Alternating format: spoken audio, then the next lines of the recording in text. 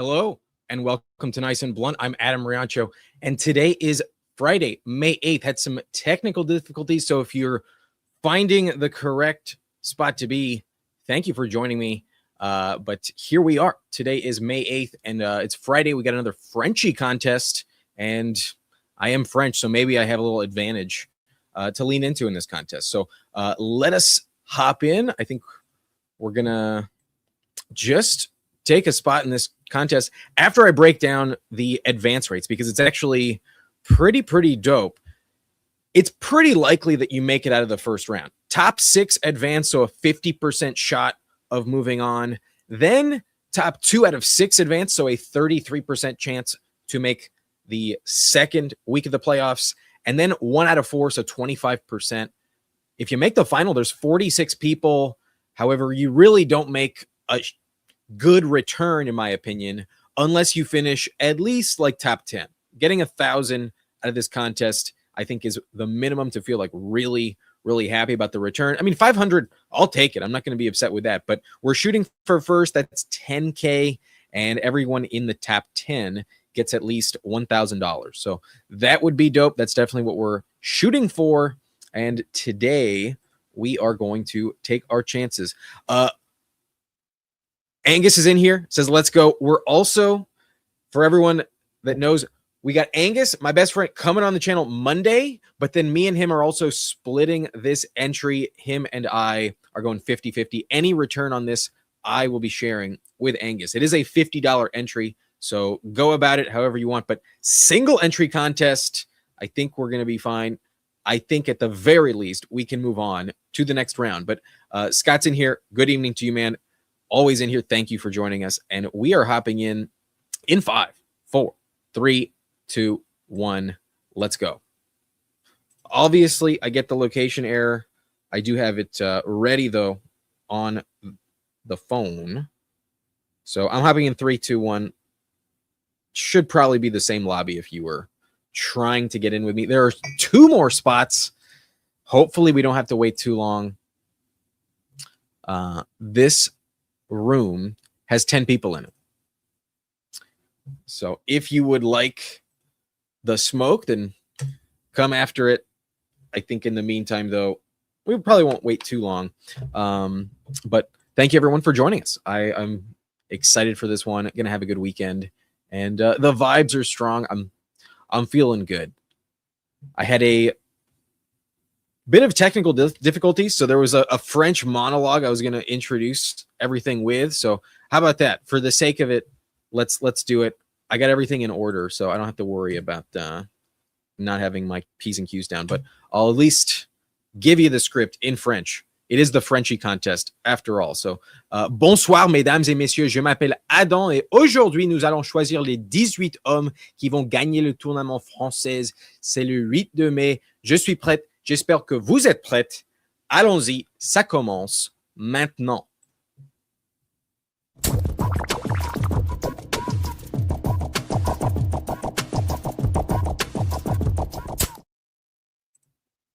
Okay, got that out of my system. We are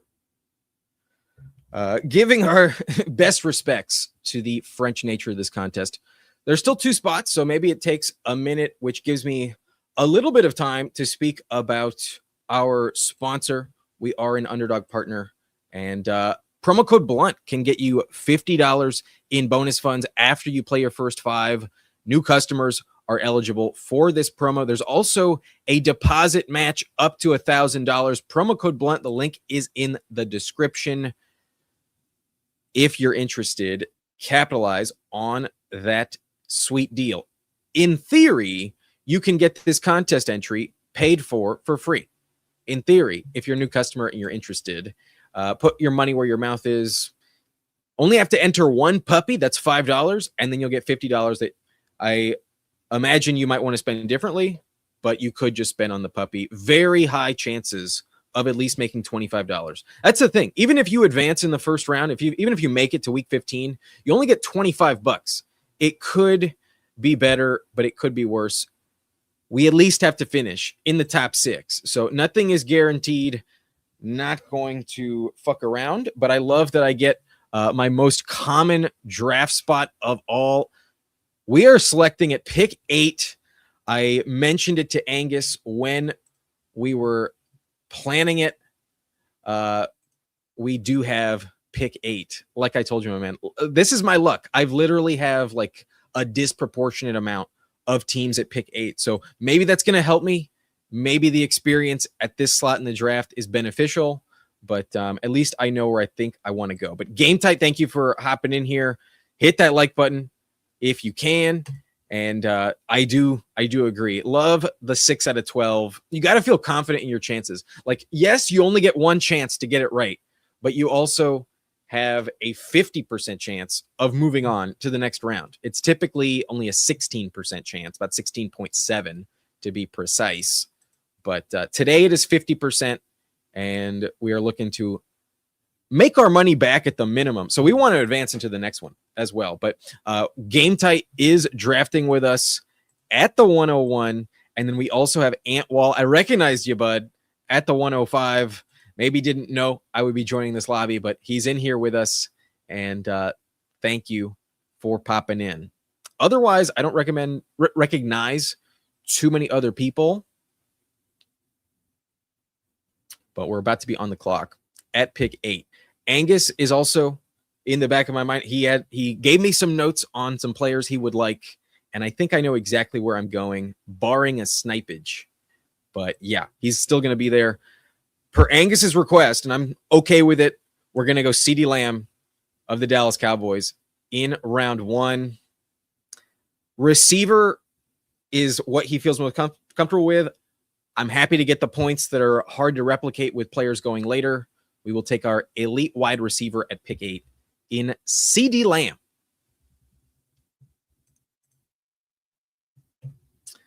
Round 1 in the books in this single entry contest. As long as Lamb doesn't get hurt like he did last year, it's hard to imagine he really doesn't pay off, especially if maybe George Pickens doesn't have the same caliber season as last year.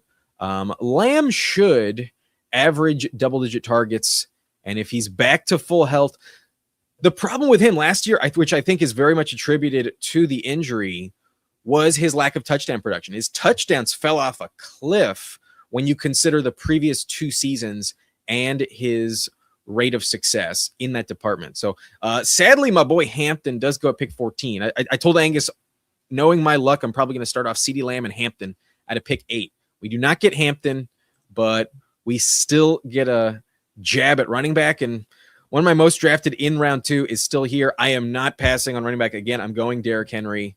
The luxury of being at pick 17, there's still a name I like left on the board, but very understandable regarding the run at that position. Lamb, Amon-Ra, Jefferson in a tier of their own that's hard to replicate, but the running backs, I think, are definitely more valuable than everyone left on the board. So we start off Lamb and Derrick Henry. I'm good with that.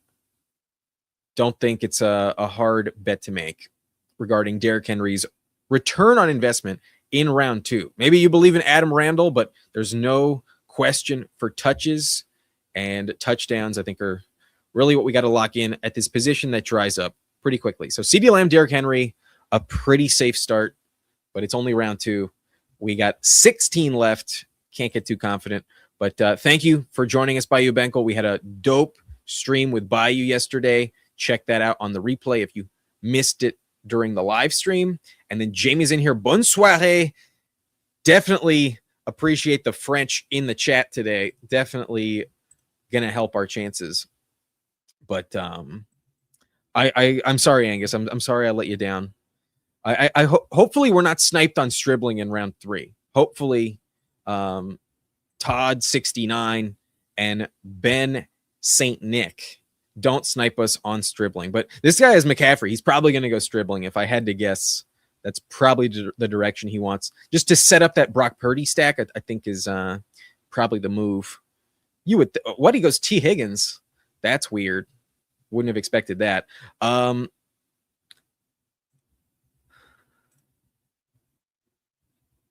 just know how running back's going to go the rest of the way. I'm going to lean into Dallas. I'm going to go Javonte over Kyron. Maybe I messed up. Maybe that's not the right move, but at least Javonte has no real competition for for volume. Kyron Williams, on the other hand, does have Blake Corum that we are drafting at a high rate. I still think Kyron's a fine click, but I'm going to get just safer with it.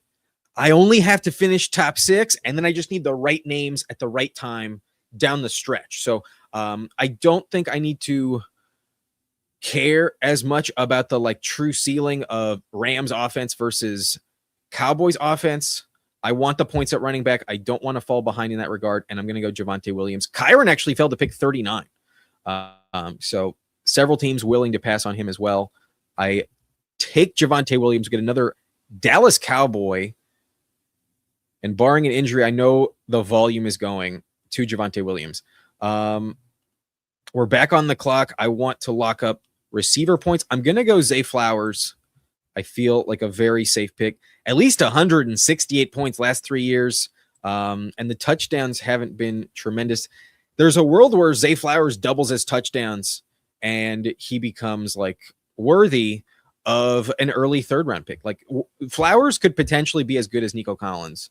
Not going to say he's worthy of that pick as of this point in time, but it is possible that he just like goes nuclear when you need him most. So staying balanced, we have 2 Cowboys, 2 Ravens. Those are offenses I trust and feeling the vibes. We do not get boxed out with Javonte Williams. And although I really like Chris Olave there, I'm willing to push it a little bit. Knowing I don't have to finish top 2, there's a little bit more room for error. So banking the floor at running back. And I would have been a little disappointed had we gotten sniped on both Kyron and Javonte Williams and been stuck with Bucky Irving. The drop-off from Javonte to Bucky, I think, is a significant tier below because the low-end outcomes with Bucky are pretty bad. Bucky could be like running back 2022 in a worst-case scenario where like Kenneth Gainwell is just like really eating into his workload, maybe gets vultured by Sean Tucker too many times. Meanwhile, Javonte, there's really just like no threat. I've been coming around on Javonte as just a very, very solid pick. And maybe I took him too high, but there's always going to be a focus on running back. Let's quote our friend Goofy Chicken, running back, get your money back. We are making sure that is not a weakness in this lobby. Would have loved DeAndre Swift at pick 56. Travion falls to 53. That's pretty dope. And then Quinshon Judkins goes.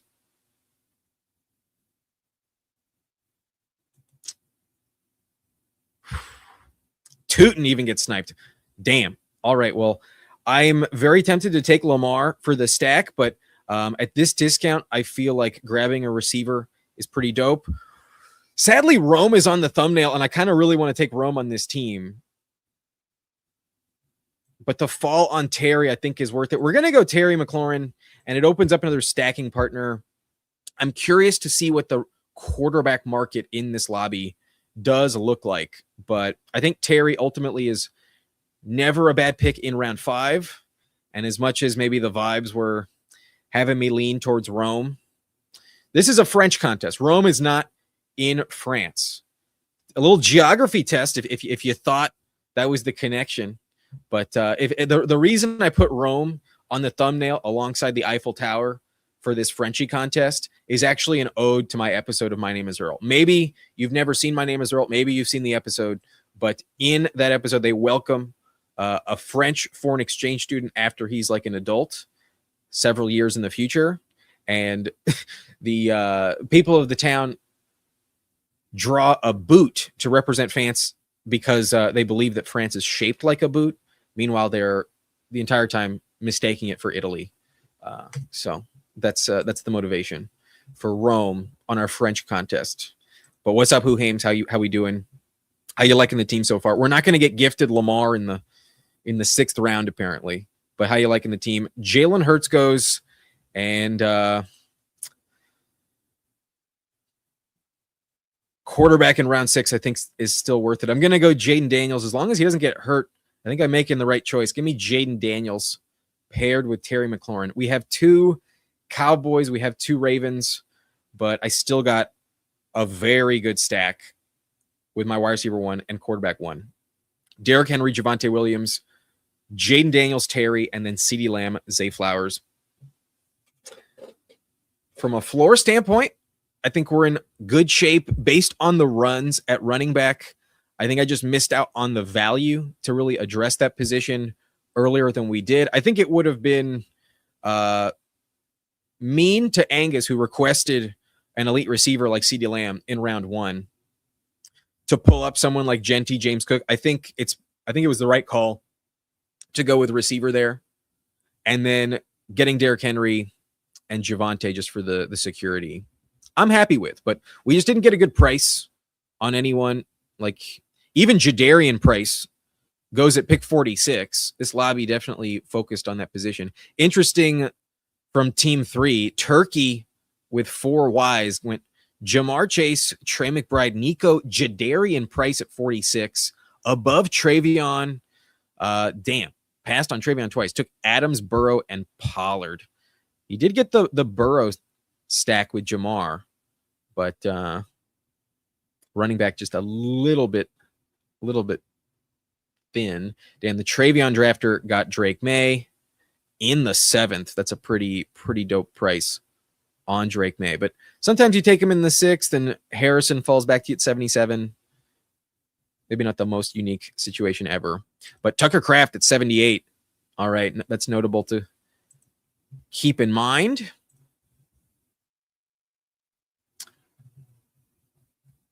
I'm very tempted to take Dak Prescott here, given the scenario. But I think there's going to be some good values. And I'm just going to take my boy. It's a single entry contest. I'm going to take him 10 picks above ADP because I just don't want to get sniped. There's the team behind me with only Kenneth Walker. Running back is coveted. I could easily see a run on the position here, and maybe Dak will still be there at 89, but even if he's not, there's some good other options, and I'm willing to just lock up, kind of just like the Javonte click, make sure I get who I want, and move on, make sure I don't get boxed out with a run at a position of need. So Rico Dowdle, pick 80. I think he's more valuable than Jalen Warren. I think he's more valuable than Ramondre. I think he's more valuable than RJ Harvey. We've seen Pollard have the big steam up the board. I don't think Rico Dowdle is much less valuable than Pollard. I get the argument why Pollard is drafted ahead of him, but I see them in a very comparable tier, and I have them above the other guys in this tier. So higher than Chuba Hubbard. I'm just going to get my guy. It's the only time I can enter this contest. I'm less excited about just the most valuable ADP fall. I'm more excited about the guy that I just want the most. And that in this situation was Rico Dowdle. Now we could get back in at receiver, the position drying up a little bit, but I have Dak. I have Dallas heavily committed to on this team. I'm going with Dak Prescott, and maybe we are setting up a Cowboys Commanders divisional matchup in week 17. And if that's the case, the Cowboys did draft the safety, but they do have a dog shit secondary most of the time. I could still easily see that game be a shootout. So whether we're getting Dak and the combos going off in that matchup or Jaden, I think we're set up for a high ceiling with this room. I don't think it was wise for me to pass on Dak at pick 89. Now, maybe I could have gotten Rico there, but I think the way I attacked it was ultimately the safer and correct decision. I have no regrets. I'll put it that way. But shocked I passed on Lamar Jackson. I know, Game Tight, it was tough for me to do, but I only have to finish 6th in this tournament. So taking Lamar was very, very tempting, but because Terry was still on the board and I can stack him later, I don't see Daniels in a massively different tier than Lamar Jackson. And I think Terry was just so much better than any other receiver I could have gotten back at pick 65. I'm willing to take the price at that position and get the value there and still stacking. But I get you. I totally understand. It was tough to do, but I'm trying to read the room. Josh Allen fell. Lamar almost fell to the 6th round. And I still did get Jaden Daniels. So willing to tolerate it, but I get it. I get it.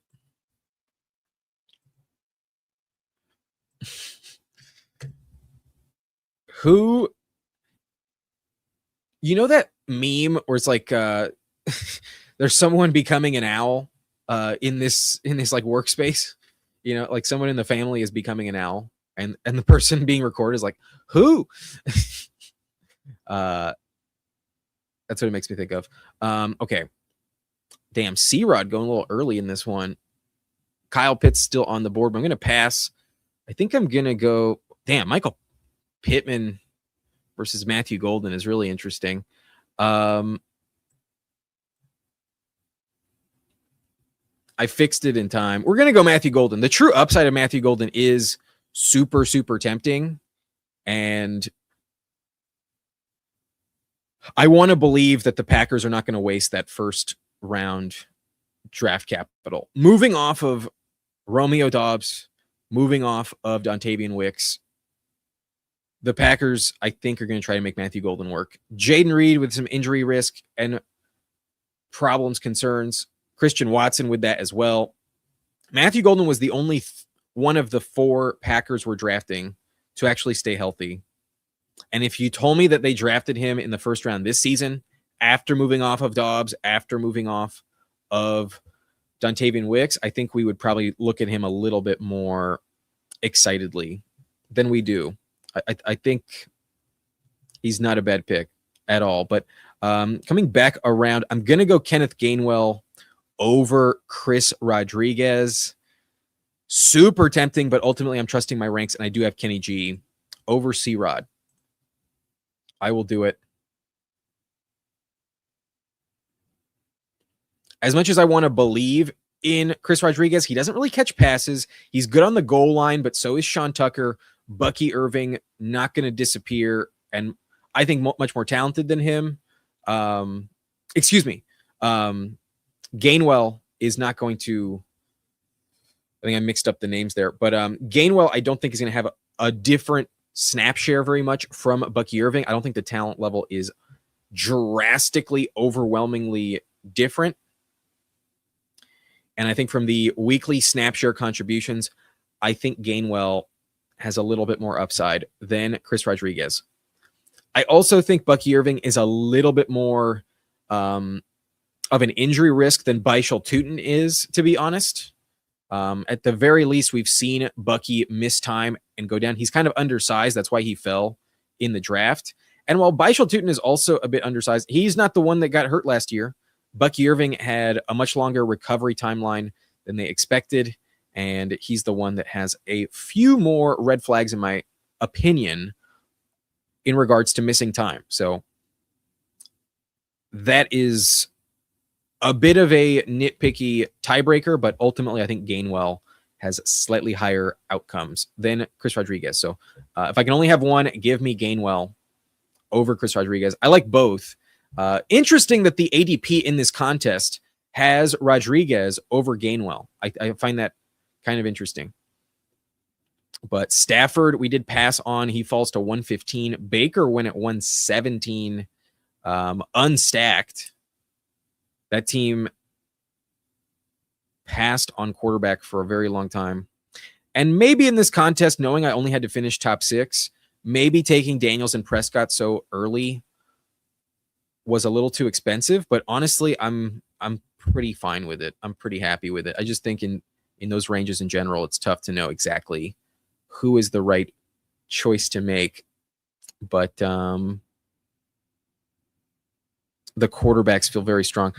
Running back has fallen off a cliff, and I do consider Jonathan Brooks in that different like league-winning potential tier. That's kind of hard to replicate. So I might regret this, but getting in at running back while I can, I don't think is ever going to be something I regret. So I will take Brooks slightly behind ADP, and we're going to prevent the teams behind me of getting ahead. Antwall falling a little bit behind. He only has Travion and Chris Rodriguez at running back. That's not a position I envy. Not going to lie, Ant. Your team looks elite at receiver, and you only have to finish top 6, so it might work out, but I'm never going to be too upset to kind of hoard running back when it comes to the valuable ones. And I do consider Brooks a bit of a last call. He has a ton of risk as well, but there's not that many players remaining with the true upside that Jonathan Brooks can unleash. Goddard goes right behind me to the Hurts drafter, so that would have been nice, but not the most critical player to acquire. I think in this lobby, punting tight end is probably the direction I want to go. There's some really good values coming up in the coming round, so I'm not going to sleep on it. But was hoping that maybe Jake Ferguson would make it back to me at 137. He goes 134. He was top of ADP. When I took Brooks, I don't regret it. Not at all. There's still Isaiah Likely here. I would have loved Jalen Coker at 137. Damn, I wish I got Coker. But there's still Rashid Shaheed as well. I don't think I want to take Isaiah Likely. I think I want to fade the position even further. For me, it's between Rashid Shaheed and Stephon Diggs. And I think I'm going to go Stephon Diggs. The true upside volume-wise of Diggs, I think, is a little bit higher than Shaheed. I do love Shaheed, but man, that may have been a dumb click, not going to lie. But I also believe that when Diggs signs, there's 2 or 3 landing spots where he'd be drafted alongside Josh Downs, alongside Matthew Golden, Michael Pittman. I don't think he can have a drastically lower volume and role than he did last year. I'm not convinced that that's going to be the case. And maybe the ADP fucked with me there. I probably could have gotten him back coming around, but I do think the next 2 rounds are kind of a critical junction for me at tight end. And so I'm ultimately just going to take the receiver I feel a little bit more confident in terms of upside swing. Now, Shaheed is a great spike week guy, so I don't want to underestimate that aspect of his game, but this is a single entry contest. I got to call my shot, and I got to be comfortable and willing to go out on a limb and stick to my personal rankings. Damn it, Okonkwo goes to game tight. I was really hoping I got Okonkwo with Jaden Daniels. Maybe Diggs was the incorrect choice there, but I was not going to pull up Okonkwo at 137. It was either Likely, Shaheed, or Diggs. And Diggs could still land in Washington. They still have a lot of cap space. That's not out of the question. But in these lobbies, can't take anything for granted. Nothing is guaranteed. But there's still some valuable options at this position. I'm still not dead in the water. But at the moment, I'm going to go Hunter Henry. I think really a big winner of free agency and the draft. I really don't see Hunter Henry's job being taken away from him. They brought in Romeo Doubs, but Diggs left, and we're expecting A.J. Brown to come in. But they let go of Austin Hooper. I'm not worried about the rookie that they drafted. Hunter Henry is extremely safe, extremely reliable, and he can also drop 2 touchdowns in a game. He can also go off for an elite spike week. I need to get into that position before I forget, but in this range, I feel very safe with a Hunter Henry selection. I think he's a much better click than Kenyon Sadiq. Week-to-week floor, I think, is a little higher than Isaiah Likely, but ceiling, I don't think is that much different. And while I liked Brenton Strange a lot too, ultimately, I do think I rank Hunter Henry a little bit higher. For the sake of the floor, I think Henry's a little bit safer, but not by much. Glad I got someone, though, because this tier fell off for sure. Drastically fell off. Damn, it's gross. I have 12 seconds. B-Rob's someone I like here. I think Debo's also going to be valuable to me. These receivers are not that compelling, but I already have 5 running backs. I'm going to go with Debo Samuel. I still think there's some valuable tight ends left on the board. And just like Stephon Diggs, I ultimately believe that these veterans that haven't signed yet are going to have good landing spots. With Jawan Jennings taking Minnesota, that was one of the least exciting ones you could bring up to me. I still love the Raiders. I still love the Dolphins for the sake of volume. Those two are going to be fantastic spots. And maybe that's exactly what I'm going to get. Maybe I'm getting the Raiders wide receiver 1 and the Dolphins wide receiver 1 with Diggs and Debo. But there's also some other landing spots where they could still really contribute. I think we are panicking too much on the fact that they don't have a team. And at least with Diggs, with the lawsuit no longer pending, I think he's in a good spot. I think talent-wise, I think he's the more coveted option. But Shaheed is also great. I do think Shaheed probably is being slept on as well. But I'm calling my shot. Trusting my gut. Never going to regret that. But what's up? Yep. Young Pierre. Young Pierre has grown up. But those type of contests should give us all some finals sweats. You'd hope so. You have a 1% chance of making the final. Typically, you have a 0.25% chance of making the final.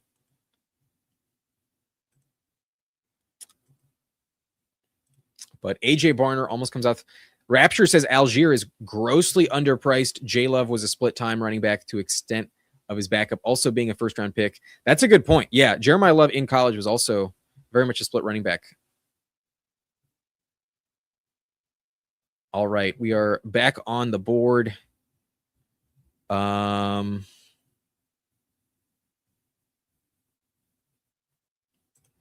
Trey Harris really speaks to me in this range. There's not many receivers I like remaining, but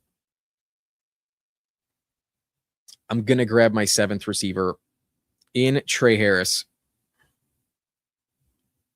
Something's got to give in LA, and ultimately I believe their 2nd-round pick will have a year 2 breakout. Huham just got Puka at 5 in his Frenchie. Not bad. What's up, Green Bean? How we doing? Game time. Do I like the Juwan Jennings landing spot? Sorry, Love and Shig this year. I respect it. It's a valid click, no doubt about it. But do I like Juwan Jennings' landing spot? I'm not in love with it. I thought there were some other higher upside landing spots that he could have gotten that I think would have been more exciting. And ultimately, it's a little bit of a wrench in the system. I'm a little worried about Jordan Addison. I'm not that worried about Justin Jefferson, but Kyler has not proven that he can sustain 4 players. So I think it's terrible for TJ Hawkinson. It's not elite for Juwan Jennings. So he's probably like fine where he's going, but not like that much more value. I wouldn't reach on him. I'll say that. And then Addison feels like he deserves to fall. But we are back on the clock. I'm going to get a tight end I feel very safe with. I think Freiermuth is extremely undervalued. And as much as I like Kate Otten, he feels like a bit more of a floor play. I think Freiermuth is equally in that same spot. But I think with the departure of Jonnu Smith, the addition of Mike McCarthy paired with Aaron Rodgers expected to sign over the weekend, I feel like Freiermuth is in a tier comparable to maybe Jake Ferguson, honestly. Like I in terms of high-end outcomes, I don't see a world where Freiermuth is going to be that much different than Ferguson in terms of like yardage. I don't think it's going to be drastically crazy. So I'm going to take someone that I think is talented, kind of proven that he's money in the bank typically.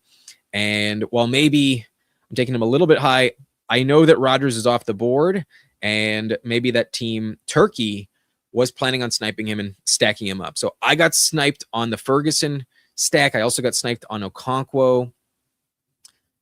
This is a lobby where just get your guys. I already have my quarterback stacked up with Lamb and Javonte with Dak. Also Terry stacked up with Jaden Daniels. I'm chilling. I'm not going to force a stack that I don't need to worry too much about. But I'm tempted to stop at 5 running backs with this build. I think getting Jonathan Brooks is my 5th with his level upside, and the fact that he's like going to be healthy, definitely going to be in the mix there. I like who I have up top. I don't think I need to overcommit to 6. And also, I'm not going to be desperate to finish second or first. So while it'd be nice to have another one, I think I want to be a little bit more strategic with some of my stacking partners. And there's still some names left on the board. I think Ryan Flournoy is still available. I believe so. So maybe I get sniped by Ryan Flournoy, but I did get sniped on Antonio Williams at pick 157. Antonio Williams went really early. But Flournoy definitely an option. Not convinced he's like a critical option. But yeah, a lot of the tight ends went. I was hoping I could get Njoku and kind of save my ass. But he does go. So that's unfortunate. I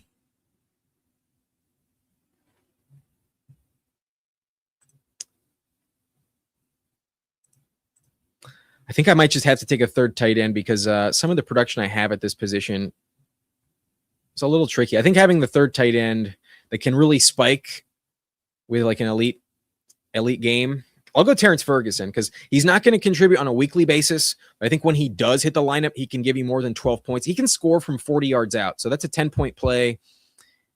Not many players are capable of that at the tight end position in the first place. So Game Tight sniped us on both Okonkwo and Njoku. While Njoku, I don't have the quarterback to pair with him. Njoku was just kind of in the back of the mind.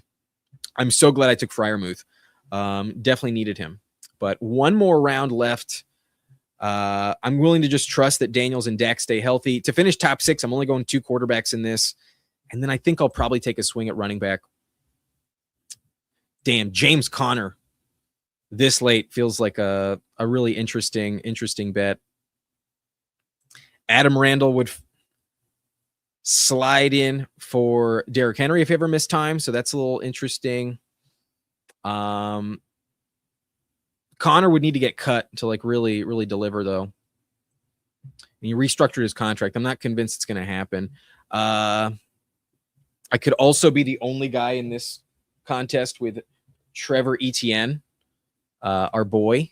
That's also possible. We have Jonathan Brooks. So just make a full consolidated bet against Chuba Hubbard. I don't hate that.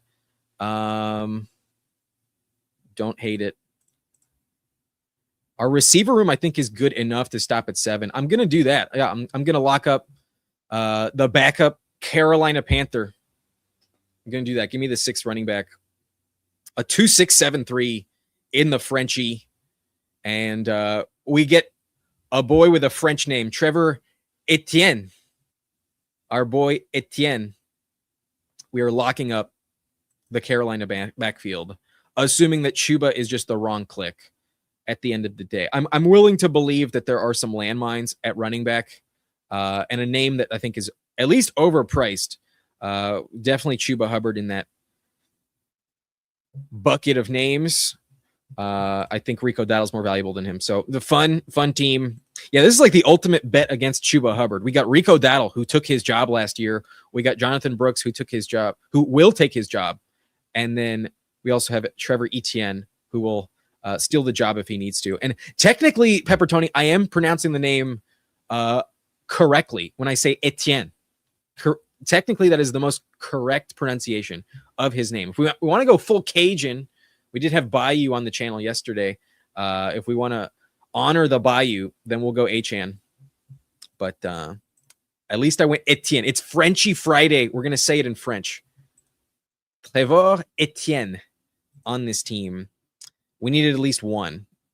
All right. Fun team, fun roster. And I think we're in business. A reminder on the build. We had pick 8. We got Jaden Daniels and Dak Prescott. I did pass on Lamar Jackson, but all I need to finish is top 6, and I'm willing to take a minor discount at quarterback, still get the stack, and still have an elite duo because I got that elite 3rd wide receiver. Terry as my 3rd makes me really confident in this team, but Derrick Henry is my RB1. Javonte is my RB2. We pulled him up by 4 picks. I'm fine with it. Rico Dowdle, we pulled up 10 picks, and we still got Dak, so it was the right move. Kenneth Gainwell, I thought was the most valuable in that spot of the draft. So I feel really confident in my volume at running back. We got Jonathan Brooks and Trevor Etienne because inevitably, Chuba Hubbard is not going to deliver. Our receiver room has CeeDee Lamb, Zay Flowers, Terry McLaurin, Matthew Golden, and then some bets on some mystery boxes, Stephon Diggs and Deebo Samuel. I just can't quit them. I pulled both of them up, but I really don't regret it. I think ultimately they will rise in ADP value once they find their teams. I also have Trey Harris with the bet that the Chargers invest in his year 2 breakout. I'm willing to bet on these 7 because I think the top 3 I think are really, really safe. I only need like one more of these guys to deliver in the weeks when it matters most. I like the 7 receiver approach in this one. And first down likes the team. Thank you very, very much, my man. I think we can finish in the top 6 with this build. We passed on tight end forever, but I honestly think it worked out. I'm glad I went with 3. I wish I had Njoku. I think that would be like the cherry on top, but still with Terrence Ferguson, I think the most valuable of the Rams tight end room. And they're going to run 13 personnel. Ferguson is going to be running the most routes, I think, among all the names they have. It's crowded, but when he hits the lineup, I think he can pop. Freiermuth, I think, is a great floor play, but also can pop with a good season from him. I think he's very undervalued. And then Hunter Henry, I think, is one of the most valuable names in terms of ADP prices at the position overall. So faded tight end, have no regrets, still have 3 that I think will contribute nicely. Our quarterback room is really strong, 2 top 10 guys, and then running back has tremendous depth. Receiver, great talent. Maybe the 8th could have been helpful, but I think betting on who I have and knowing I don't need to be like, I only have to be 6th in this lobby in the regular season to make the dance. I'm happy with it, and I think we are in good shape.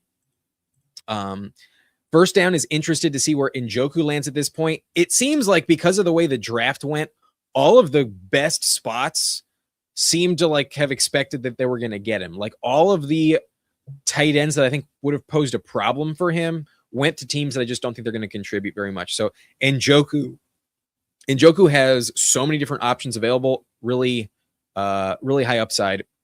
He's such a good click. Like him, Deebo, and Diggs, the veterans that I want to be smashing at ADP, I think they're just so valuable. And that once they sign, they're moving up at least like 2-3 rounds, if not as many as like 5 or 6 rounds. Like you could tell me that Njoku goes in round 12 alongside Isaiah Likely and like Mark Andrews.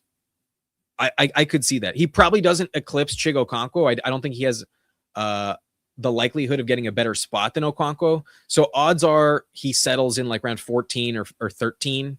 But I don't think it's impossible that he is that much more valuable when we know where he's going to go. Ant Wall says running back is brutal for me, but betting on the Seahawks for sure with my team. Let's take a look at Ant, and then we'll take a look at Game Tight. 2 drafters in this lobby with us. Ant just stumbled on it. I don't think he was intending to draft with me, but we were in the same lobby. So let's take a look at his team. He goes with a 3-6-6-3, and I know he drafted a shit ton of receivers early. So he's got Drake May at pick 77. What a steal. He has Jackson Dart at pick 92. That's pretty valuable. I've noticed he's been falling quite a bit lately. And then he also has Sam Darnold at pick 140. He is committed to the Seahawks, he says. But Travion is stacked up, got an amazing price on Travion at pick 53. That's going to be dope. Chris Rodriguez, a little risky, but could score like 10 touchdowns. Possibly the goal line back in Jacksonville, so that could be the floor you need. But damn, I see what you're saying. This depth chart is gross. We got Dylan Sampson, Braylon Allen, Ray Davis, and George Holani. Holy shit, man. At least you only have to finish 6th, but that is gross. That is bad. Damn, that's fucking terrible. That's sad. I hope you get some injury luck, buddy, because that's like if these 2 aren't delivering, you might not get many points there. But receiver better be elite. We know it is given the capital. It got JSN, Neighbors, Pickens in the top 3. Also has Burden, Harrison, and Pearsall. I'm so glad you stopped at 6, but honestly, maybe you should have stopped at 5. Holy shit. And then you have Kittle. That's risky. Sadiq is risky. And then Barner. Whoa. Antwall. I I hope you can finish sixth, man, because I don't know if you can finish top four. That is a risky approach. You might have gotten punished at running back. I think so. Damn. Yeah, I mean, I reached on Javante, and I'm so glad I did. But perhaps, yeah, damn. I get going neighbors there, and then I understand entirely why Pickens was the best name available in the third round. Shit, brother. Hate to see it. Even the Monungai snipe gotta feel brutal. Holy shit. Pick 5 was a tough spot to be in. The Rashad White snipe, even. Keaton Mitchell right before you. Fuck, bro. Damn, that's a tough one. That's a tough one. Let me take a look at Game Tight's team. Looks like we got G Stokes in here at pick 12 as well. But Game Tight says Chargers seem like a decent landing spot for Njoku. I'm hopeful that Gadsden can just be their guy, but that would definitely make sense because they need another name they can trust. But let's take a look at Game Type, who had the 101. He goes Herbert at pick 96. Damn, son, that's a fucking steal. Jared Goff as well, paired up with Gibbs. Also, Tesla does not have Laporta on this team, but still went with Herbert and Goff at the 8-9 turn. Fucking beautiful. Goes Malik Willis. Y'all know I'm not a huge fan of Malik Willis at pick 121. Maybe didn't need him, but having the third quarterback, not the end of the world. Running back, though, is a little thin. Goes Gibbs, Jeremiah Love, Travis Achane, and then David Montgomery in the first 4 rounds. I mean, technically, Monty is his 5th round pick, but 4 of the first rounds in this team took running back. A little bit of a hit him with the gritty. I don't hate it, but it is a little thin, perhaps. The rookie downside of Love in Arizona could pose a problem. Montgomery's a bit old, could pose a problem. Travis Achane, though, should be a great round 3 pick, though. And then you have Gibbs, so it's ultimately worth the risk. You also have JMO, DK Metcalf, Jordan Addison at 73. You pulled up Addison. Interesting. Given the Juwan Jennings signing, I would have assumed he might fall in this lobby, but he goes early. You also have Casey Concepcion at pick 120. Nice value, but in this lobby, receiver was getting pushed up early. I think Ant did us dirty at receiver. I think all of his investments early at receiver kind of made that position a little bit tricky. But Tesla as your 5th feels a little thin. Denzel Boston fell, but you have both Concepcion and Boston. That's tough. Chris Bell and Chris Brazzell, a lot of rookies. Let's not lie about it. Receiver is pretty thin on this team. Receiver is a bit all or nothing, but you only have to finish 6th. And running back is definitely heavily committed to. But you do have a great tight end room with Isaiah Likely, Chigo Okonkwo, and David Njoku. You know, I wish you left one of these two to fall back to me, but I was at pick 8. You were at pick 1. Not a guarantee I would have gotten him. At ADP, though, Chigo Okonkwo would have lined up perfectly for me. So I was pretty pissed you did that. I would have liked a 5th running back on this team, I think. In all honesty, I think that would have helped you. You passed on like Wan'Dale Robinson for Malik Willis. I think that's where I would have gone. Having Herbert and Goff, I think, makes Malik Willis a little not that valuable. And like you're forcing a stack with like Chris Bell, but like I know he's a runner, but like I just don't believe in him. So I think I would have liked this team a little bit more with either a Wan'Dale Robinson, because receiver feels thin, and then maybe instead of like Njoku or Okonkwo, grab a running back that you like. Because there is a little bit of risk with some of the names you took, but you only have to finish 6th. You got your strategy. I don't hate it at all. I don't think I would have changed much, but I think the only pick I think would have really, really helped this team is going Wan'Dale over Malik Willis. Because to finish top 6, I don't know if you need that third quarterback. I don't think it's a critical advance piece. It's more critical that just the 2 that you draft first stay healthy, in my opinion. So I know everybody wants the third quarterback. But I'm not too disappointed if you would have faded Malik Willis and gone with receiver there. Knowing how the roster panned out, you may not have felt as desperate. Maybe you could have taken Geno instead of Denzel Boston. Honestly, you have DK Metcalf. You could have taken Rodgers instead of Denzel Boston, Wan'Dale Robinson instead of Malik Willis, and I would love this team. I think I would really like this team.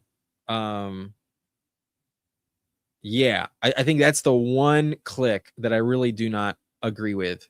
But game tight, you have a good strategy going. I know you've drafted some bangers. I'm willing to trust you, but that's the one complaint. Not gonna lie. I try to keep it honest. I could just sugarcoat everything and play to the audience and try to have all of you like me. Oh, your team's gonna be great. But I think from where I'm sitting, it is more valuable to just be completely honest. And if I'm wrong, so be it. If you're right, great for you. But I'm being completely honest, I would have gone Wan'Dale over Malik Willis. I want to take a look at G Stokes' team, though. He says, I need Achane and Cook to stay healthy, but he's feeling strong about it. He waited until JCM to take his RB3 out of the 12 spot. Yeah. There's the combination of nice and blunt, and can't forget the blunt side at the end of the day. But I think you got Lamar out of the 12th slot. Lucky you, man. You have Lamar and Trevor Lawrence, James Cook, Devon Achane, JCM, Emmett Johnson, and Justice Hill. This is a very accurate description of what needs to happen. But I think you can get away with it. I really do. I think there's a world where Cook and Achane do carry you, and you're not that bad. But yes, Pepper Tony indeed pointing at the obvious. Lamar at 60 is a robbery. I don't regret passing on him, though. I ultimately don't regret it. I took Flowers with the hope that he could make it back, but once Terry was still there, and Terry was a guy that I think can be going in the 4th round, I took Terry instead, and I think I got rewarded with Jaden Daniels. But Lamar could be much better than Jaden Daniels, so maybe I will regret it. Tedero McMillan and Igbuka, Brian Thomas and Michael Pittman, Jalen McMillan and Antonio Williams. You're the one that reached on Antonio Williams. I was wondering where he was. Good job. Jerry Jeudy and Elijah Surratt. Not bad. The receiver room does piece itself together, but it feels a little risky. You only have to finish top 6, so who cares? But the tight end room has Fannin, Kincaid, and Strange. Tight end is pretty good. You're going to get some flex contributions at a tight end. Perhaps just because I don't really like him, maybe Kincaid could have been different. I did grab Brooks from you, so I understand passing on running back there. But yeah, kind of tricky. Where could you have gone differently and felt better about it is like a very valid question. Maybe you should have just taken Kyron. And then maybe like instead of Fannin, you grab another receiver. You know, like what if Godwin actually is like much more valuable and like Igbuka's mispriced?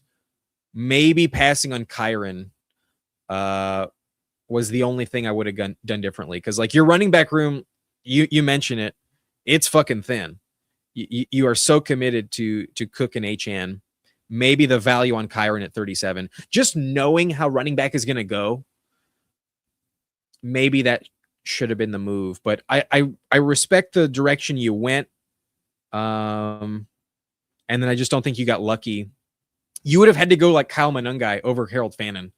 And maybe that would have been the right move, but it also feels gross to take a backup that high. Good luck. I think you can get away with it. Like we said, only have to finish top 6, but you 100% need this. Like if one of those 2 misses even like 3 games, you could be in a tough spot. Good luck with JCM. You're going to need it.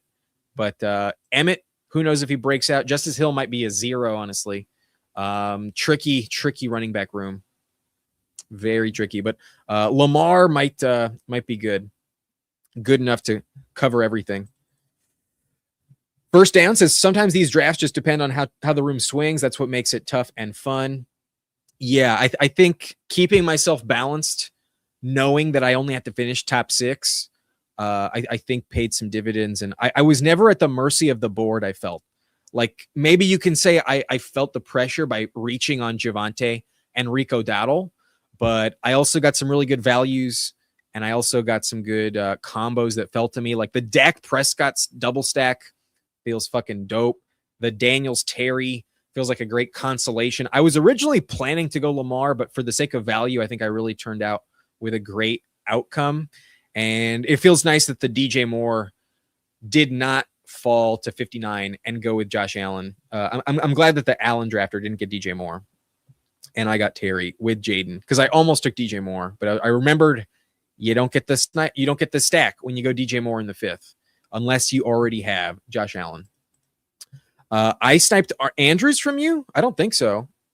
Andrews went to DBZY, team 10. Peppertoni doesn't. Is this my team? Are you calling out my team, bro? Or are you calling out the B Stokes team? I'm not sure. Maybe this was when we were looking at Game Type's team, but I have no idea who you're referring to. Probably correct about Willis, but I can't stop clicking him.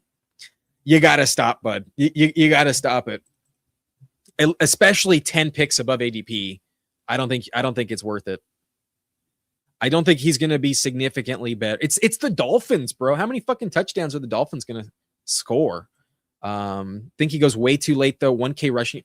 This, I don't think so, bro. I don't, 1,000 rushing yards. Do you realize how difficult that is to do?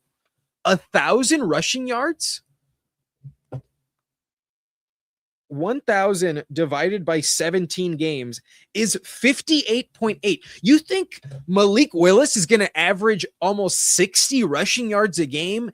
Get lost, bro. No fucking chance. No, like maybe he can hit 800 if he stays fully healthy. Maybe. But 1,000 for Malik Willis? I don't think so. I think that's a little egregious to assume. Holy shit.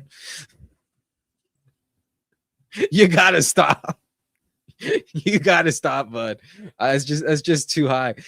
So what? They're gonna go like 2 yards per carry. Whoa. 1,000 is too much, bud. 1,000, but I'm very curious to see what Huhames did in his Frenchie, saying he's going, doing something weird. Let me know how your Frenchie goes. We're going to do one puppy after this. We're going to do a second draft. But if y'all enjoyed it, I think I got a chance to advance. I think I'm getting half my money back at the least. I think that's what's going to happen. Let me check the likes on this video. I'm curious. We got 17 likes, and we're going to do a second draft. Can we get up to 20? We got 31 watchers, 17 likes.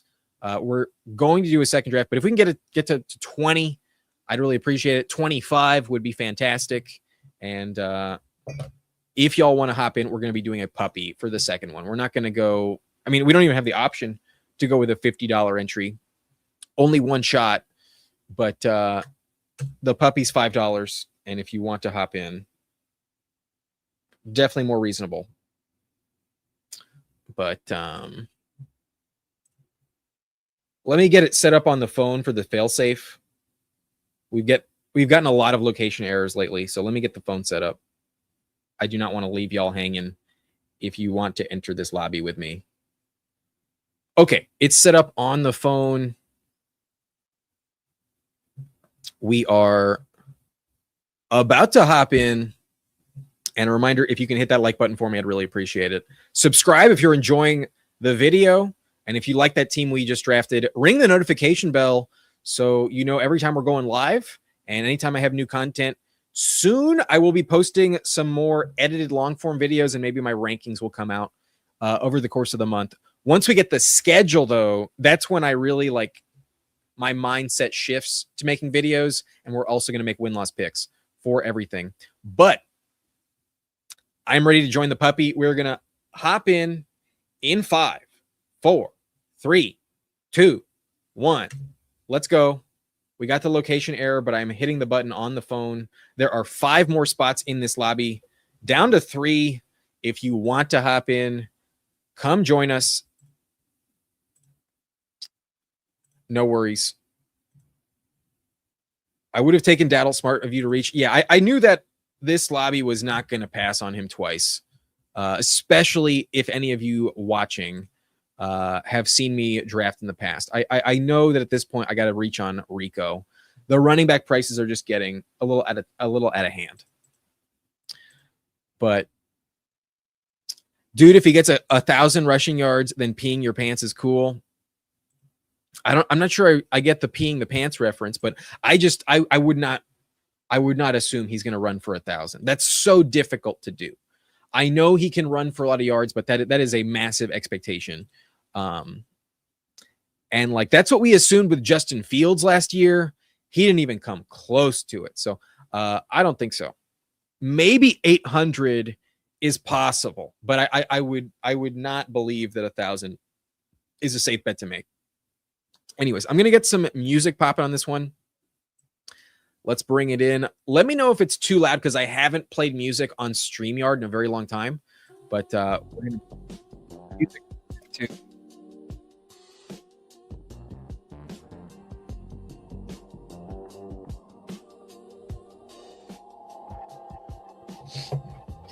And the vibes are being elevated.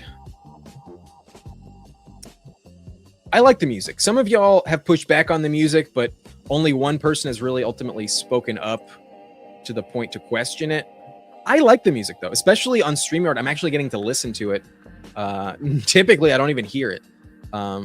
So for me, it's going to be a breath of fresh air. I'm happy with it, but looks like... Are you in this lobby, or am I just not recognizing?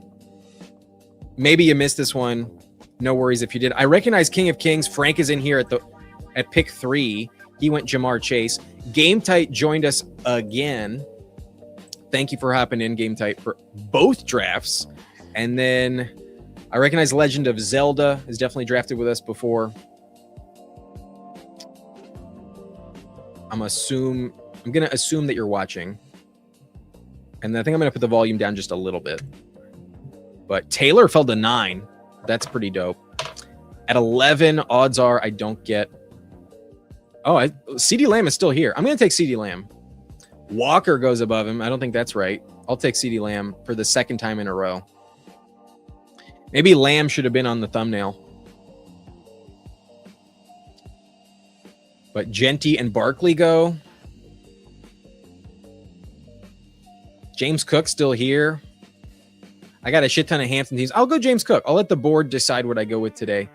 And there's not that many incorrect picks in this range. I think the floor is really high with Cook. Not convinced he'll be top 3 for the full season, but he can finish as the best running back on the week. He can have a 3-touchdown game. He can be truly amazing. Wow. Him, So Smart 99, has completely disregarded ADP. He took Kenneth Walker and Jeremiah Love at picks 10 and 15. Holy shit. Happy to be behind him. I hope he shows us his brilliance as we move through this lobby over and over. Best Ball Berserker is Zelda. Welcome. I mean, maybe this is the first time you've mentioned anything in the chat, but I know we've drafted before in the past, so appreciate you watching today. And I hope you're having an excellent Friday. Hope you have a great weekend. Thanks for joining. What's up, Danimal? Happy to see you again. Hope your Friday is going well. Also, G. Stokes, Billy Madison fan. That's a good movie. I haven't watched Billy Madison in a while. I used to be a big Adam Sandler fan. And then after, like, Little Ricky, it was just like, hard to find some of the gems, but there's still some like amazing performances by Adam Sandler, especially when he's like working for a film that's not like linked to him, you know. He's always kind of producing, but if it's not a Billy Madison production, I feel like he's really delivered in the past. Love him in Punch Drunk Love, Paul Thomas Anderson movie. PTA won the award for Best Director this year, for One Battle After Another. And in my opinion, that was not his best movie. Paul Thomas Anderson deserved to win an Oscar for directing earlier in his career. Probably deserved it for There Will Be Blood. I think his movie last year was a bit of a rehashing on a story he's told multiple times already. There was a lot of similarities to some of his other films. I'm a huge Paul Thomas Anderson fan, so maybe y'all have no idea what I'm talking about. But if you like movies, check out pretty much anything made by Paul Thomas Anderson. Uncut Gems was an amazing performance by Adam Sandler. Really, really delivered. I did not watch Marty Supreme, but Uncut Gems is basically like the prequel to Marty Supreme, from what I understand. At least the same director, same tone, same type of editing and approach. But Uncut Gems is really, really a good movie. I did enjoy that quite a bit. I hated your Gesicki pick. Were you in the last one? Did you also draft Gesicki in the last one? Did I miss it? My bad. But Delaney at pick 7, team delay. You go CMC, Hampton, and Allen. Love the CMC Hampton start. Javonte goes over Kyron.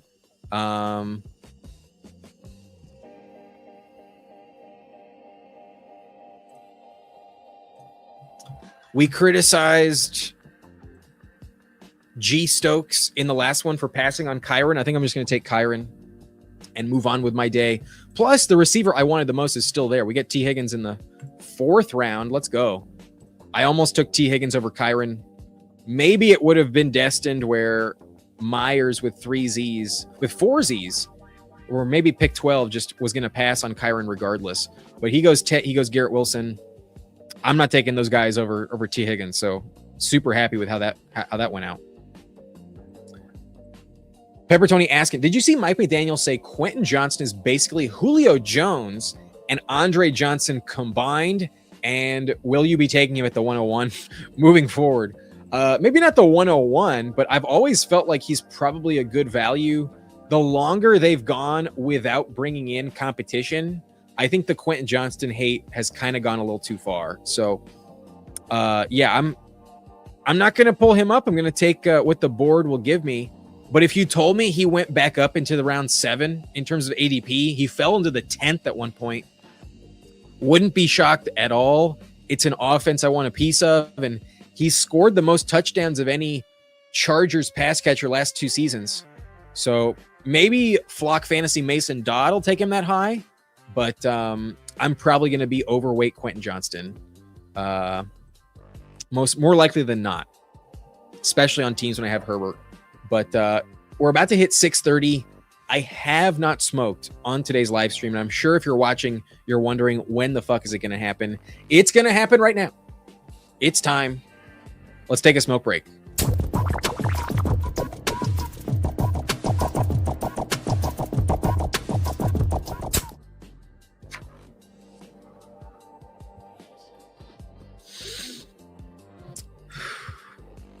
We're 4 rounds in, and we also had pick 2. We had the 402. I think it was definitely a sign for us to take a 420 break. But so far, this team is very solid, very safe. No complaints at all. We got CeeDee Lamb, James Cook. Not the most common combo to have. And then in rounds 3 and 4, we just stay safe. Nothing to worry about. We take the Rams running back 1. That's never a bad idea. We also take the Bengals wide receiver 2. Not a bad idea. But like I said in the last lobby, maybe Javonte is better than Kyron. Just because Javonte doesn't have to split the workload with anyone. Also, Javonte was like a top 10 running back for a lot of last season. Javonte was much better than Chase Brown all year long. He was better than Josh Jacobs all year long. And if you were watching me on the channel, the first time I ever drafted best ball, I took a shit ton of Javonte Williams that year. I only went live like 3 times that summer, but I did take Javonte like crazy. So he's been one of my boys for a while, and I do regret not believing in him all of last summer. I drafted him like crazy in May. I drafted him a lot in June, and then once it hit July, the Jaden Blue truthers and the Miles Sanders slappies talked me off the ledge, and I really regret listening to them. But holy shit, please make the mistake. Wow, I'm getting Mike Evans at pick 59. Holy shit. Nice. Haven't seen that happen in forever. What the fuck? What the actual fuck?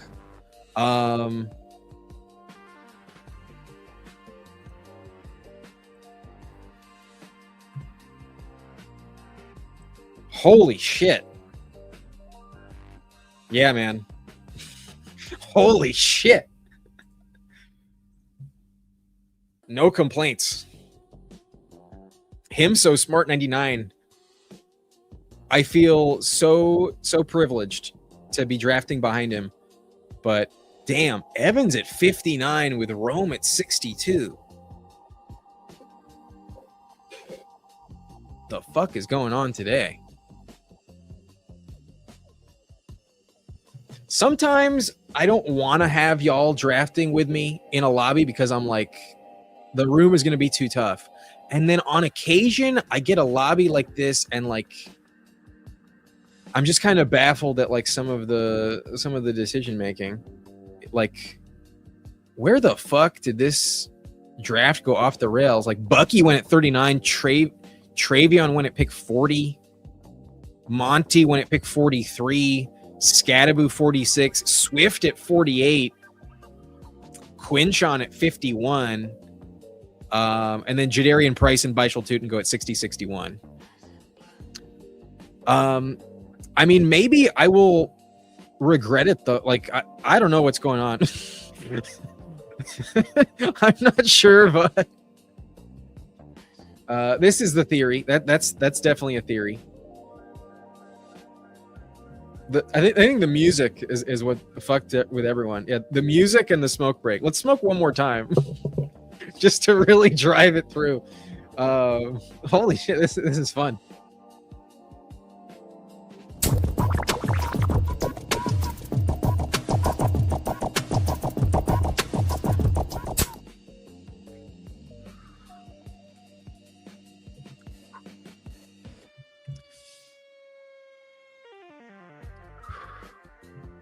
Okay, so after I go Rome at pick 62,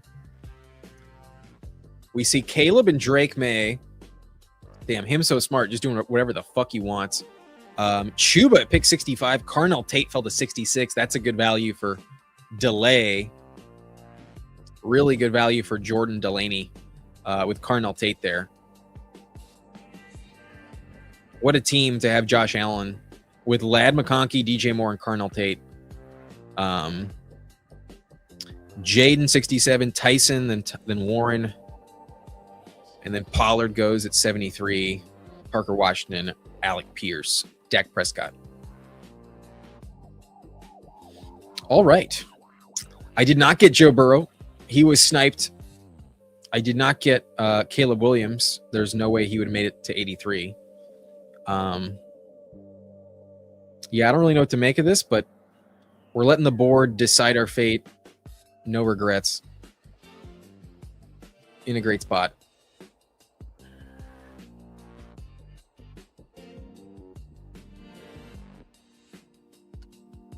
T-Law off the board. I'm going to get back in at running back. The team behind me already has 4, but honestly, I have no idea what they're going to do. And I have a bunch of options at quarterback remaining. So we didn't get Dak Prescott.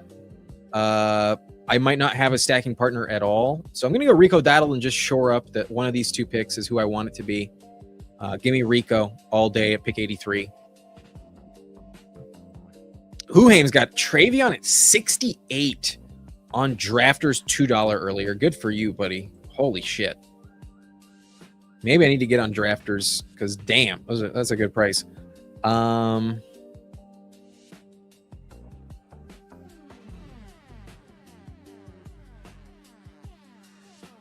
Herbert goes.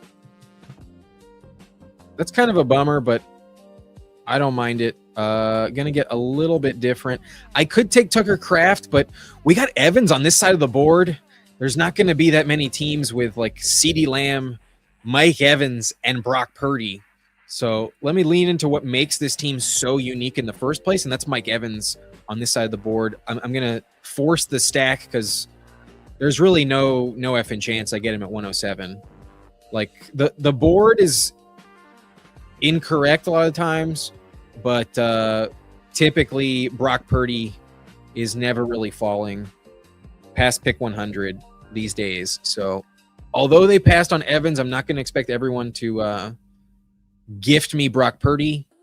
And then the team with Joe Burrow, Caleb Williams, and Trevor Lawrence in front of me is, giving the rest of the lobby probably a sense of urgency at that position as we move forward throughout the rest of the draft. So, a team with 3 quarterbacks through 7 rounds, probably going to put a focus on that price point. But TYGIF, the team that took Dak from me, has him stacked with George Pickens, so can't complain.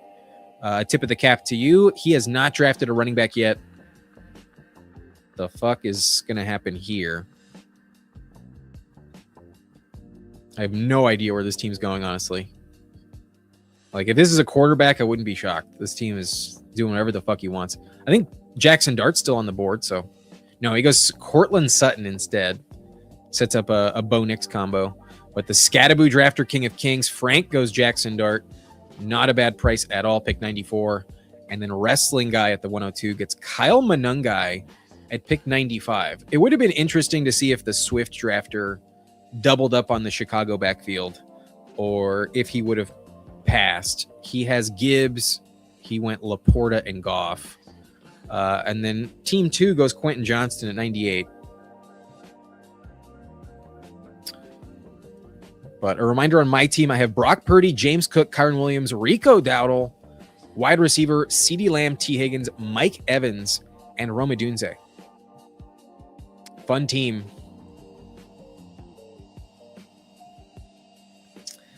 And then if I get lucky, there's going to be a run on quarterback here, and maybe I even get like Ricky Pearsall available at 107. I would assume that him so smart is probably going to snipe me. He only has 1 receiver so far. It's Michael Wilson. So if Pearsall's still there, maybe he just doesn't want him, but odds are he goes receiver and probably takes the value. So at least I have Evans. That's really the more valuable aspect of this team. Quarterback, though, is still live for one of these picks. Kyron caught 36 receptions last year, 3 receiving touchdowns. Bo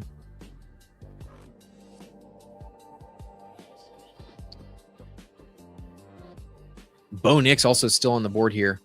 That's interesting. Myers does not have a stacking partner, if I'm not mistaken. But I think Ricky Pearsall speaks to me enough where I think I'll just take him. I will say the Bo Nix price is pretty tempting, though. I'm going to go Ricky Pearsall. I don't think the team at 12 is double-clicking quarterback. So I think I'm getting one of Bo Nix and Stafford. Bo Nix, I think, is the more unique combo, but then I have the stacking partner in Kyron and Matthew Stafford. That's...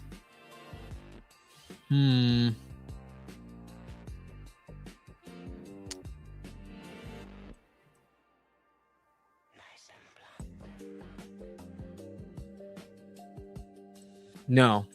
Let's... Oh, fuck. I wish I just stuck with Bo Nix there.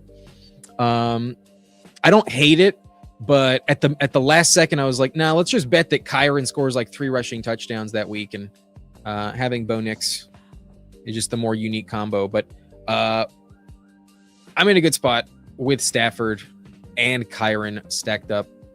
There's also some divisional correlation. Maybe we get a Mike Evans game versus the Rams in week 17. But Bo Nix is falling in this one. I didn't have the stacking correlation. So this is a puppy, very large field contest. The stack is still pretty valuable. And to have a Brock Purdy Stafford team isn't the most unique combination. They go at 97, 103. That lines up pretty well if you want them at like round 8 or 9. But maybe there's not that many teams with both of them, given they're both 9th round picks. At least on this side of the board, it's different. But we got the Ricky Pearsall click, so a double combo in San Fran. And just like last time, we're punting tight end. I'm not upset with it. I got Purdy, Stafford, and then an elite receiving room. Fuck yeah.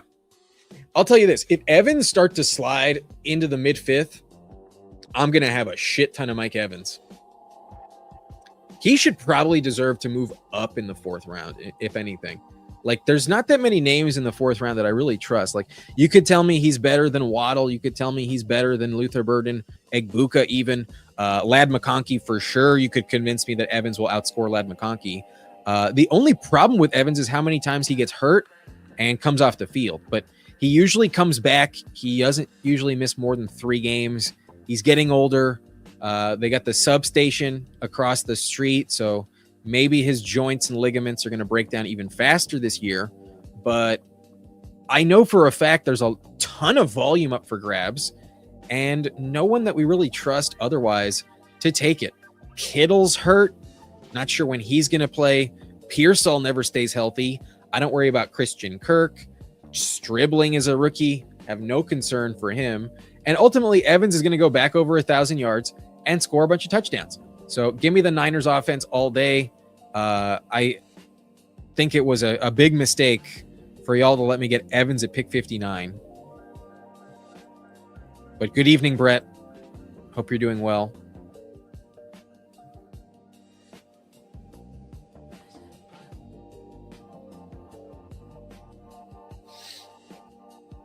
And honestly, I have time for a third one. I genuinely have time for a third draft. Where are we at on the likes, though? Let me check the likes. We're up to 22. I appreciate y'all. With 44 watchers, can we get up to 30 likes? I'll do a third draft if we can get to 30 likes. That's 8 more likes. I want to do a third, but I will leave it up to y'all.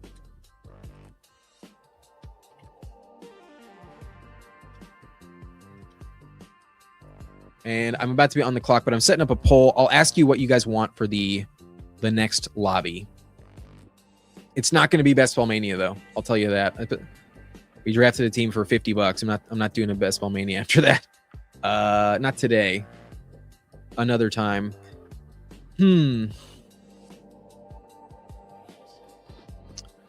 Running back fell off. So at this point, I'm just going to take who I like the most. I'm going to go Dallas Goedert. I think he's the more valuable tight end left on the board. Kelsey's still there. He's okay too. We'll see what the team behind me does. I think they're drafting a quarterback here.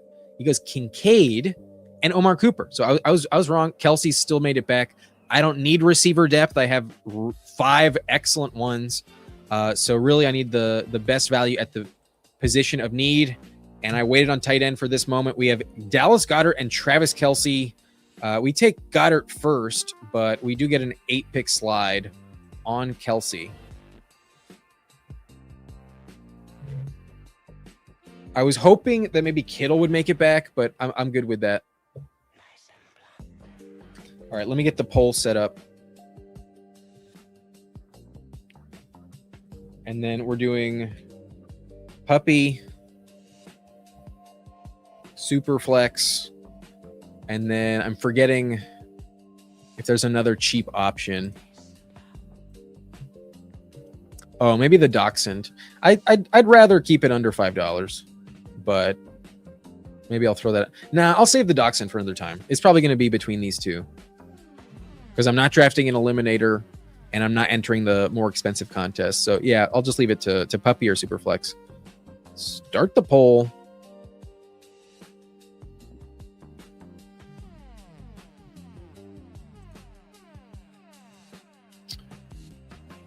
Okay. Man, my team's coming together. Holy shit. The team in front of me that was going hit him with the gritty style, went Jonah Coleman, Keaton Mitchell. They went with their 5th and 6th running back. Him so smart, 99. Not so much, if you ask me. Thank you, Danimal. I think so, too. I think this is a very good team. Scott says Evans is a red zone machine, but agree his age hurts his value. Yeah, age, a problem. Injury risk, a problem. Otherwise, maybe top 10 receiver. Like, I could argue he's more valuable than A.J. Brown. Like, A.J. Brown had a dog shit year last season. Maybe A.J. Brown is actually washed. Maybe the Diana Rossini scandal in New England going to have Mike Vrabel very distracted. Maybe the media not going to let it go. Maybe the Patriots just don't get A.J. Brown. Maybe he goes to a much worse landing spot. I think it's locked in. He is going to New England, but what if they just don't have Vrabel? What if he has to resign or something? Like, the Patriots, the more you think about it, have a lot of like weird vibes right now. I think they're going to be fine. I think they're going to be great. But when vibes are that weird, it opens the door that the floor just falls out entirely because the coaching is just like at such a weird disadvantage. All right, this team needs to get back in at running back. I've got good ones, so I'm not desperate, but I'm going to need some running back soon. Brenton Strange would have been interesting there. Not in love with it, though. I think I'm going to go Brian Robinson, a backup that I think has standalone weekly value, but also like elite upside. If the starter goes down in the Kevin Stefanski system, that's just a lock. You want the backup in a worst-case scenario. I'm going Brian Robinson as our RB4, and I think this is a team I'm probably going to want 6 of them. Like B-Rob, I think, is a perfect RB5. But if he's your 4th, you can't expect much on a week-to-week basis. I like him. I think he's good. But, you know, you're playing the waiver wire at this point. You're drafting backups. So to expect starting contributions out of them is a little misguided. But Game Tight wants our next one to be Superflex. We'll see if that wins the poll. Why do you like Kelsey? I like likely more than Kelsey. Well, I'm gonna make this pick and then I will answer your question. But I do think for the price, Kelsey is a very good option. Okay, we're back on the clock. The team behind us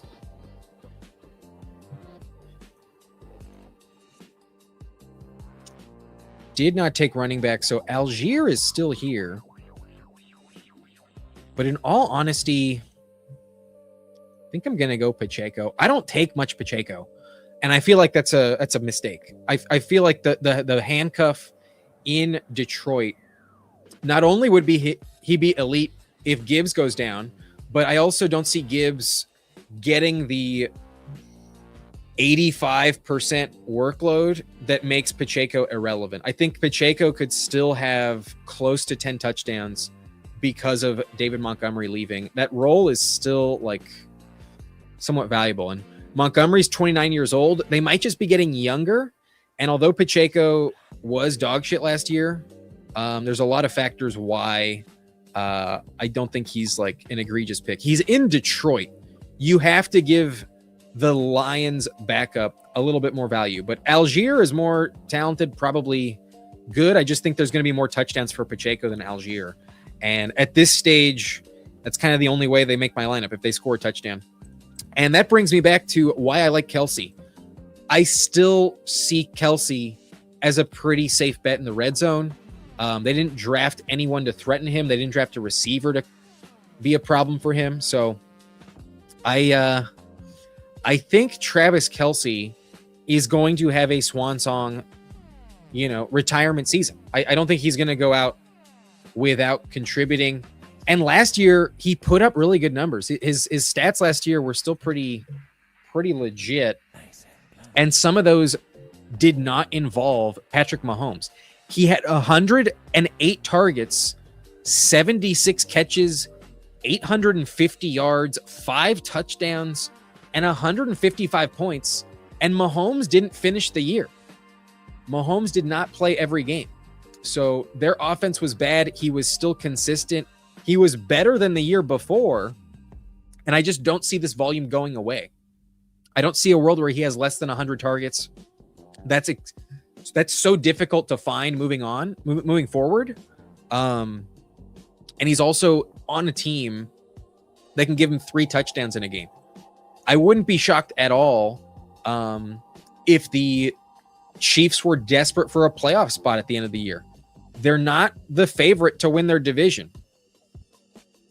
There's a lot of question marks with how their team performed last year. And I think their defense is not going to be as good losing Trent McDuffie. I know they drafted a corner in round 1, but a rookie is not going to be as good as Trent McDuffie, most likely. So I think they're going to be in more high-scoring games, and I think the target competition is just not big enough to worry about. And so at that stage in the draft, I like the upside for the player we're getting. It wouldn't be a blunt team if I didn't go Tank Bigsby, but I could also take Emmett Johnson. But I think for the vibes, we're going to take our boy. Appease the fantasy gods and stay on brand. I told you I wanted 6, and I'm happy with these 6. We have Brock Purdy and Matthew Stafford. So I think I'm going to push tight end for a sec, and I think I'm going to go with... Damn, they all suck, but I think I'm going to go Flournoy for the upside. I like his contingent value. He's shown he can have 100+ yards in a game, and the Cowboys passing offense can just really be in a pinch at times, and they can really double down. So this team has CeeDee Lamb on it. I don't have Dak, but if you ever told me that Lamb missed a game, I would 100% rank Ryan Flournoy in the top 35, maybe even the top 30. There's a world where Flournoy puts up a top 20 performance in a game when Lamb is off the field. So I don't need many receivers on this depth chart, but I've ignored the position for 6 rounds now. Let's get a contingent upside click if our number 1 ever misses time.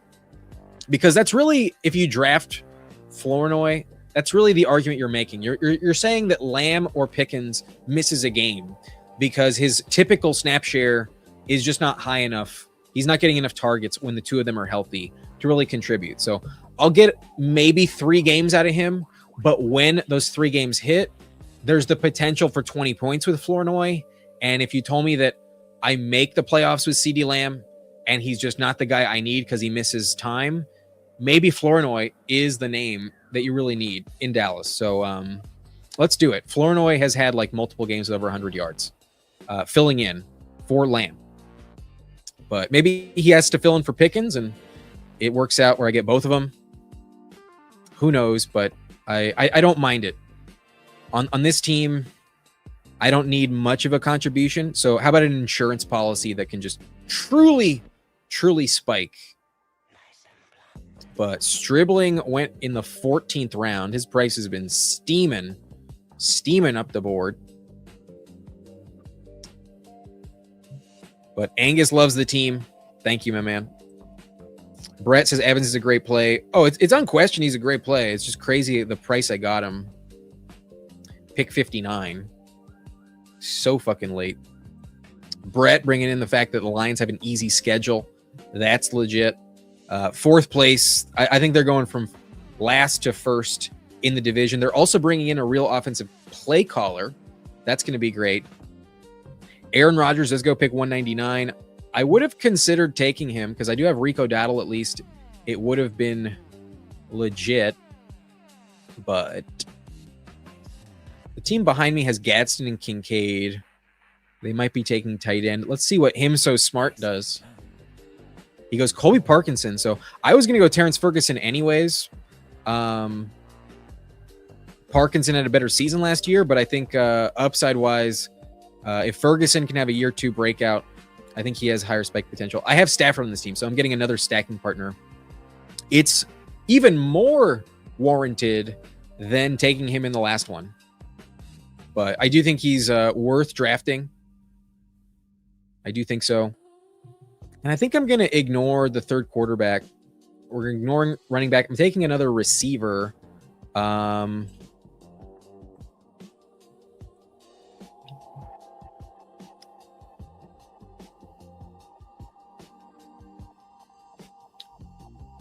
going to go Ted Hurst. A lot of mouths to feed in Tampa Bay, but not an offense that can't pop. And if you're telling me that one of those receivers goes down, wouldn't be shocked at all. McMillan missed a lot of time last year. Godwin is pretty old, had a gruesome injury 2 years ago. And Egbuka also had a significant injury as well. Played on a hamstring injury and was never quite the same. Who knows?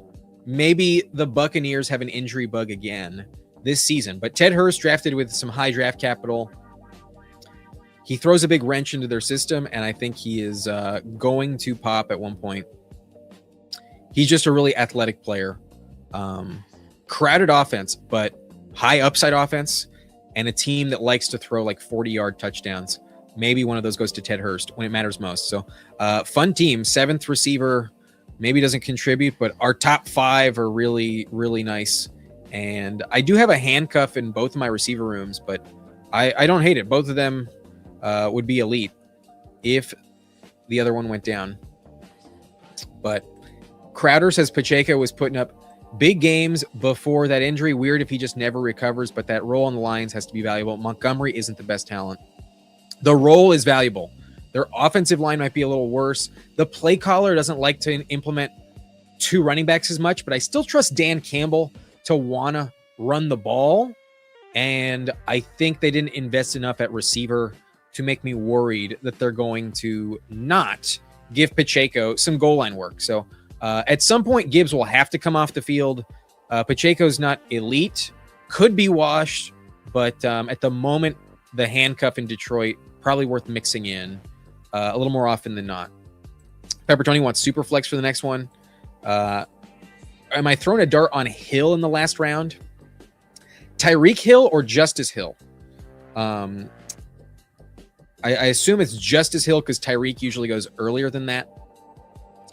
So Justice Hill, I'll mix in, but I'm more inclined to take Adam Randall because I want an injury update on Justice Hill. And if you told me that Derrick Henry goes down, that's really where the value lies. Adam Randall definitely going to occupy a role closer to Derrick Henry, I think, if he does take over. But let me check the likes. I haven't checked them since I put the post up. But we're at 32. We're definitely doing it. And it looks like 69% of y'all, nice, want a puppy. So I'm going to do a couple team reviews. If you want to change that, you're going to have to vote in the poll. There's 53 people watching and only 16 votes in the poll. So I'm going to wait a little bit longer. You guys get to decide. What do you want for our next and third draft? Maybe it'll stay a puppy, but if you want a super flex, you got to vote for it. We'll see what happens.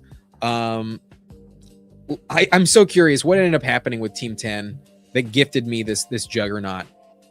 Team 10, him, so smart 99, I think is suffering from hubris. I don't think this draft was very smart, but maybe he knows something that we just don't. He has Joe Burrow, Caleb Williams, and Trevor Lawrence, a great quarterback room. Let's not pretend that he's wrong about that. Running backs, Kenneth Walker, Jeremiah Love at pick 15. There was a time when he was going that high, but Walker has never gone as high as pick 10.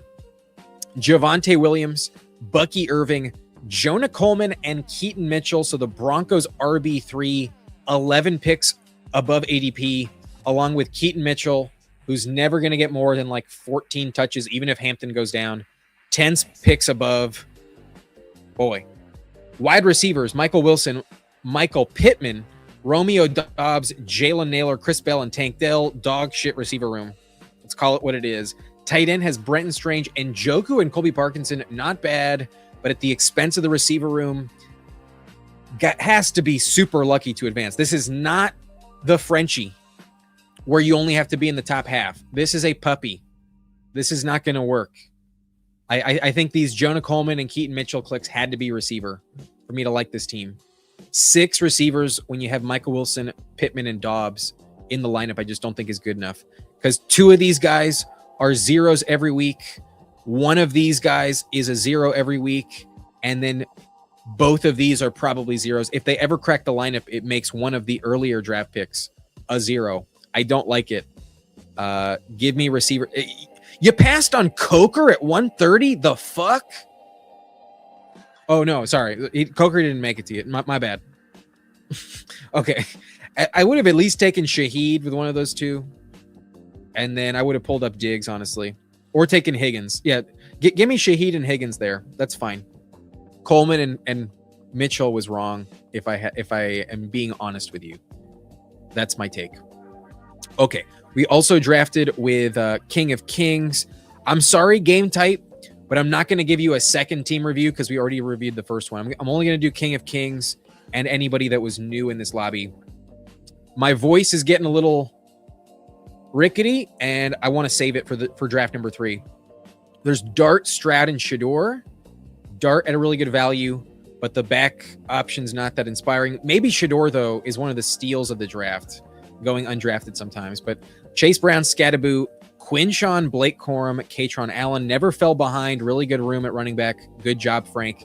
Wide receiver has Jamar Chase, Nico Collins, Mekhi Lemon, Alec Pierce, Khalil Shakir, Tesla, and Malachi Fields. Love the swing with Fields in New York. You got a good stack with Scattaboo and Dart. And then tight end has Kittle, Ferguson, and Schultz.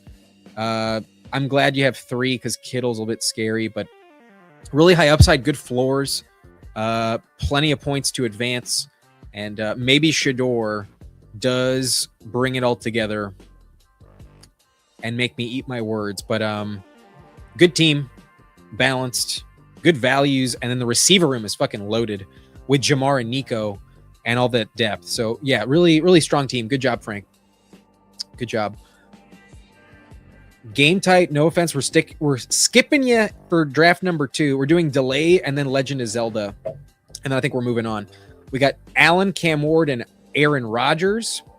CMC, Hampton, Dobbins, Tyjae Singleton, and Claiborne. So the consolidated bet against Pollard. I don't hate it, but at the moment, I'm not reaching on either player. If I'm only taking one, give me Singleton. But maybe you felt a little desperate at the running back position. It's a little thin, especially when Dobbins probably goes down. But CMC Hampton, probably good enough to get it done. Ladd McConkey, DJ Moore stacked up. Carnell Tate at 66. Fuck yeah. We got Metcalf on this team. Wandale at 114. Coker at 127. And Jeremy Bernard, really solid depth at receiver. Love it. And then Fannin and Freiermuth, like the early guy with the super late option. Really strong team. No holes. I can't complain. Like these 3 handcuffs, one of them is probably worthless with the Tyjae Singleton click, but one of them is probably really valuable. That's for sure. And I like the team. Good job. Good job, man. And then we're also taking a look at Legend of Zelda, and I think we're moving on. May, Love, and Malik Willis. Taylor, Achan, Travion, Tyrone Tracy, and Ray Day. Wide receiver Olave, Watson, Myers. Tell me, man, why did you take Christian Watson over Mike Evans? I got to ask, why Watson over Evans? Zelda, let us know. But Jacoby Myers, Xavier Worthy, Trey Tucker, Tyreek Hill, Judy, and Pat Bryant. Judy at 184 still feels kind of gross to me, but Kraft and Hunter Henry, very legit tight end room. Stopped at 2, both stacked. And then the Achan stack. Nice. Well-built team. Can't complain. Good job. But Zelda says Evans hamstring old as fuck. Fair point. But fancy play syndrome. I like Love, but he ain't the guy to pull up. I love how Coker was about to be the breaking point too. The team with Love, we just reviewed it, right? Yeah. Love, I don't think was pulled up at 105. But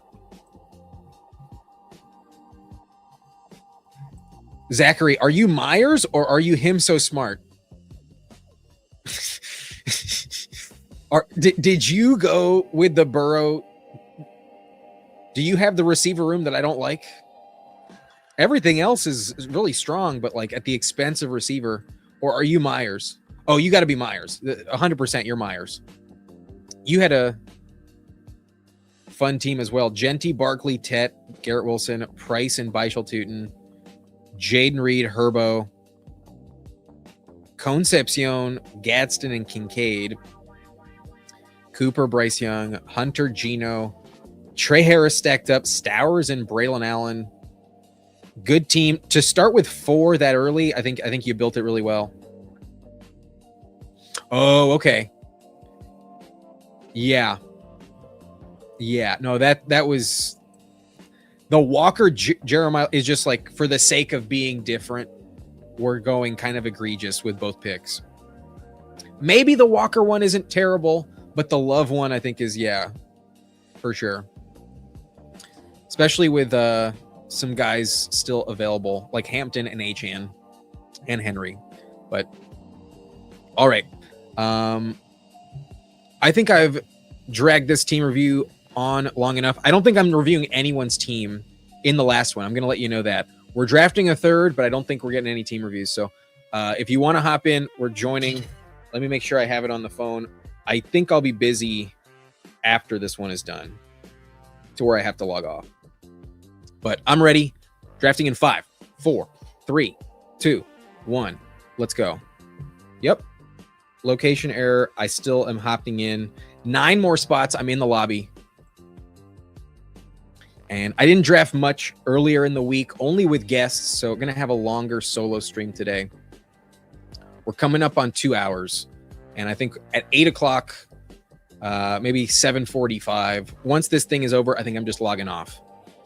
So apologies if you want a team review. If you really want a team review, I think you're going to have to be a member or drop a super chat or something.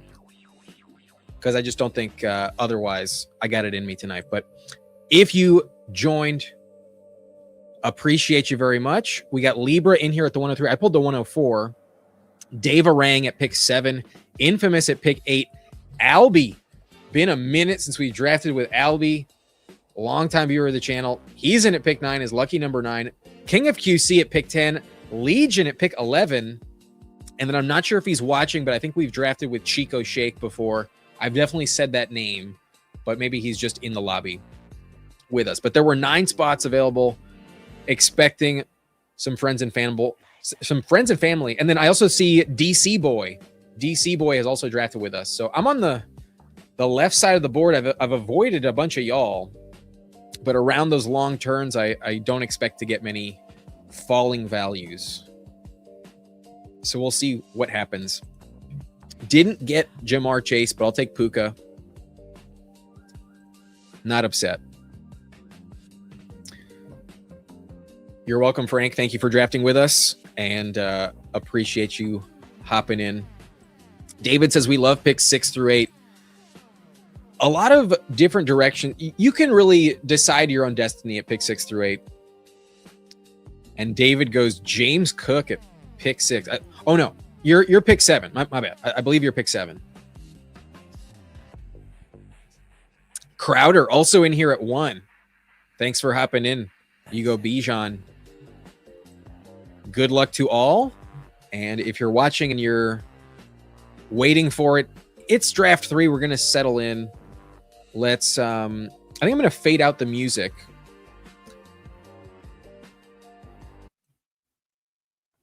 Or just turn it off. We're going to drop the stem pull.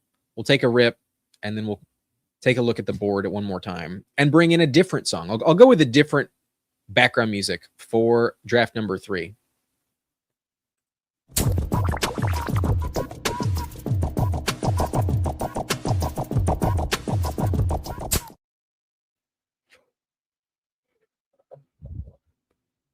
All right, we cleared the pipe. Boy, Chico Shake goes Walker and Chase Brown. Similar to the last lobby we were in. Getting their guys at pick 12. Pick 12 is the only time I say do whatever the fuck you want. MC wants no song.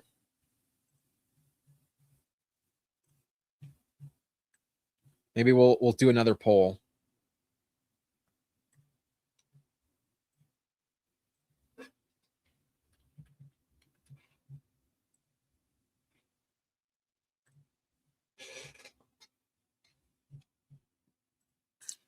What's up, young moolah? Got the special emoji.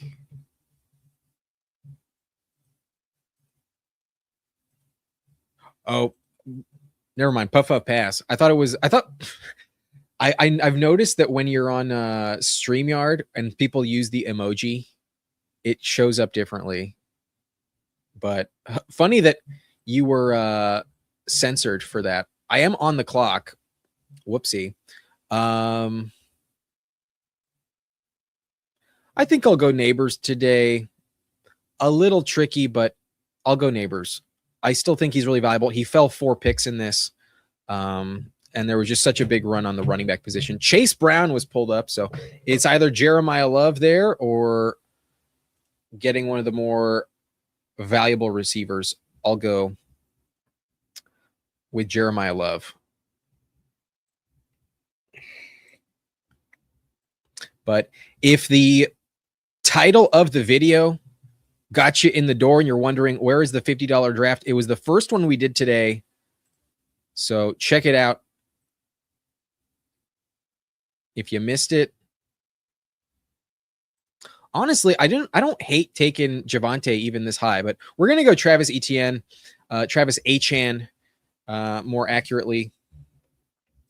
It's annoying to have to remember the right pronunciation every time, but I mention this way too often, so maybe I should just stop taking him so I don't have to say it. But Albie says running backs just fall into my lap. Albie got Taylor and the Devon Achan, the original.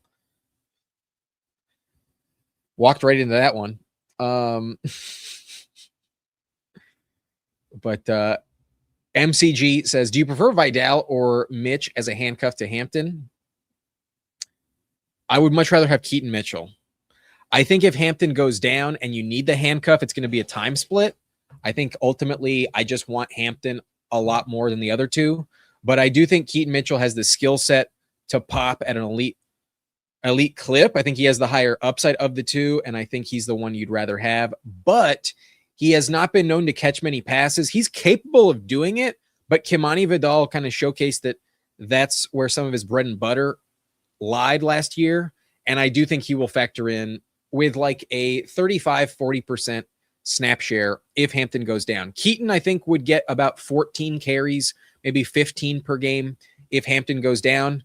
However, I think Vidal will still factor in. But when Hampton stays healthy, Vidal is worthless. Keaton will still have a role. You want Keaton Mitchell for sure between the two. But yo, Reflect the Sun coming in clutch with 5 gifted memberships.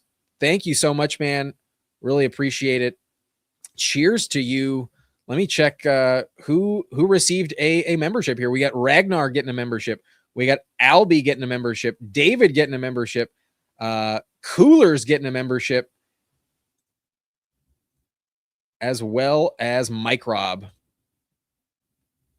Welcome to the Blunt Rotation, and there will be a video posted next week. I've been working on it. I got some rankings coming in next week, and that video will be for members only. So y'all didn't know, Reflect the Sun coming in at a clutch time, and team reviews are definitely prioritized for members. So thank you so much, Reflect the Sun.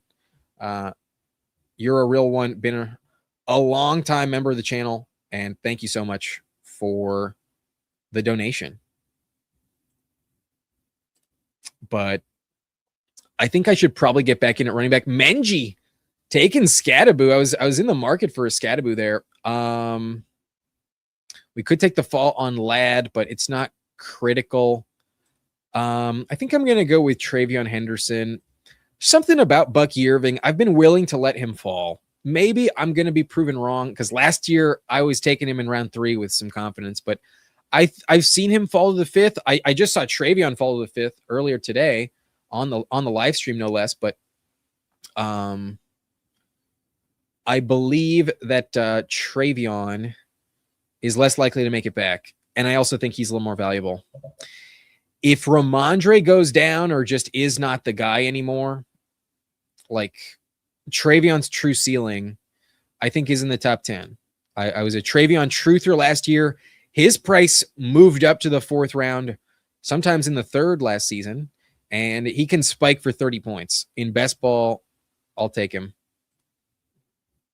But Bucky's still pretty good. Bucky goes at pick 48.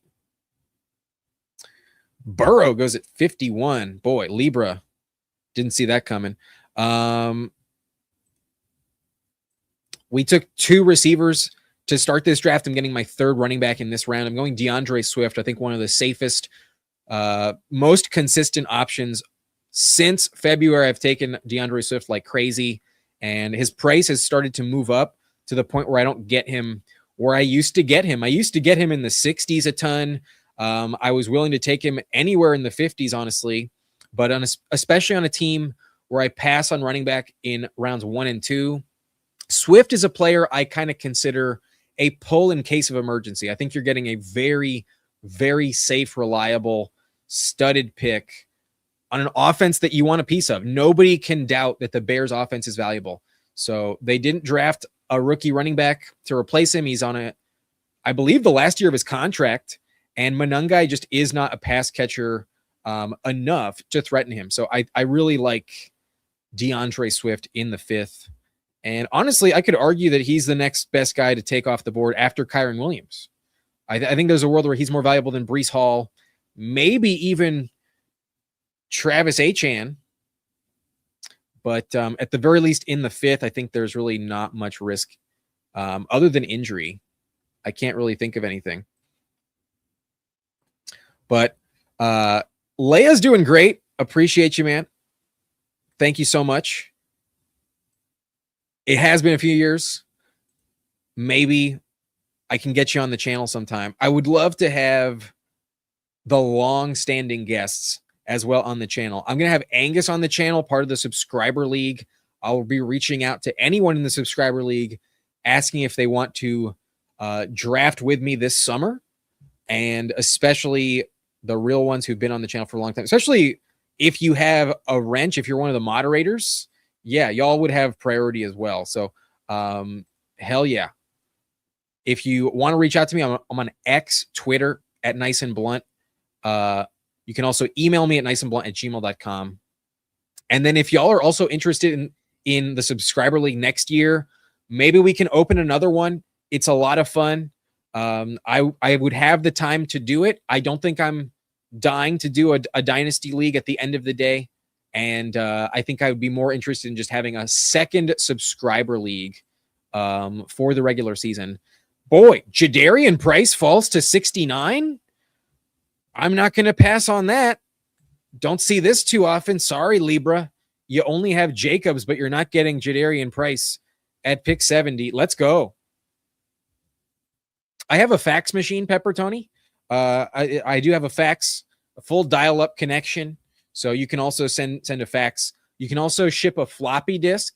I'll take one of those. But no, I don't have the P.O. box. I'm not going to leave my home for a little lockbox. But if you want to send a floppy disk, be my guest. I'm not going to give you my address, but you can go for it. This is an interesting one. And quarterback start kind of got away from me a little bit. Receiver with Puka and Neighbors, I'm not going to complain about. Honestly, I'm tempted to go with Pollard, but I think we're going to take a pause. I think we'll just stay with elite options, and I think Tyler Warren pick 76 is not a price I'm gonna worry about. So going really strong with 4 straight running backs rounds 3 through 6. Not a combo I think I'm gonna see too often. This was a weird lobby at running back. Beischel Tootin fell to 67, and then Jadarian Price at 69.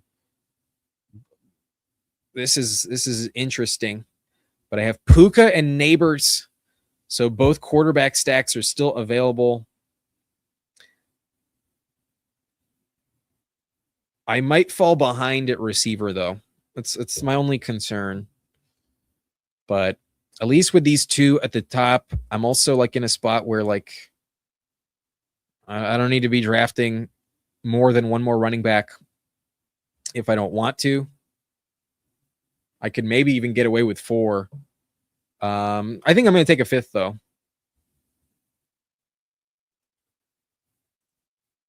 I'll be 100% interested in a non-dynasty subscriber league. So yeah, definitely. If y'all are interested, send me an email. That I'm going to have to get you in a group chat eventually. So sending me an email and opening the paths of communication, I think is the easiest way. niceandblunt@gmail.com.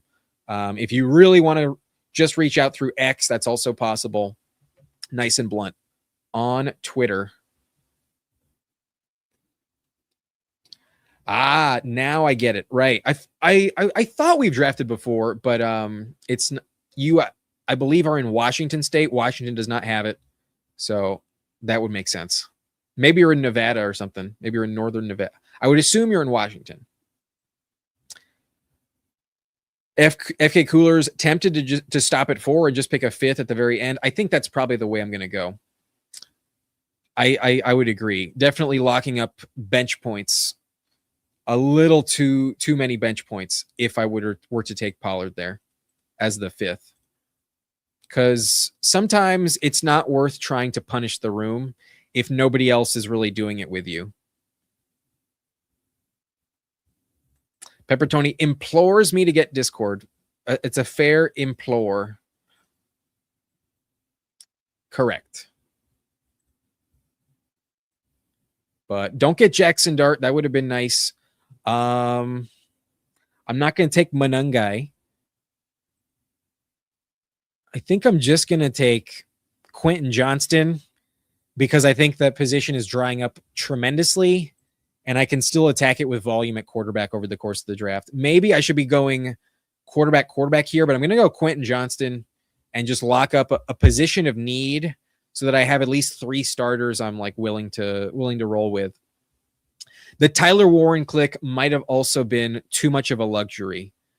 Round 7, Tyler Warren feels great. I don't have many teams with him, but I started so heavy at receiver. The ankle double whiteout only goes so far in value. I still need to start a 3rd. So I'll go Quentin Johnston. And then I think here I have to take a quarterback. If there's ever a guy that falls, it's Stafford. So maybe I'm going to regret this. But I'm going to go Brock Purdy. I think ultimately the highest value quarterback left on the board. I like Kyler. I could have taken him unstacked, but Purdy can also deliver on the ground without a stacking partner. It's not completely necessary. The Evans draft are passed. They might regret that. We'll see what falls to Rec Room. I think one of those clicks should have been quarterback, but they took McBride. Yeah, it's usually what happens when you take an elite tight end. Sometimes you just hate the room. And at least I waited to the 7th, but we're both in a similar spot. Quarterback could get tricky, but if I'm lucky at 117, it's possible that you guys are kind enough and leave me Matthew Stafford. I've seen it happen. I'll just say it out loud because literally all of you are in this lobby with me. So like, yeah, there's no doubt about it. Stafford is who I need. Maybe I should have just taken him there. But yes, Albie, this is correct. I don't remember if I said it or not, but yeah, that's where you need to go.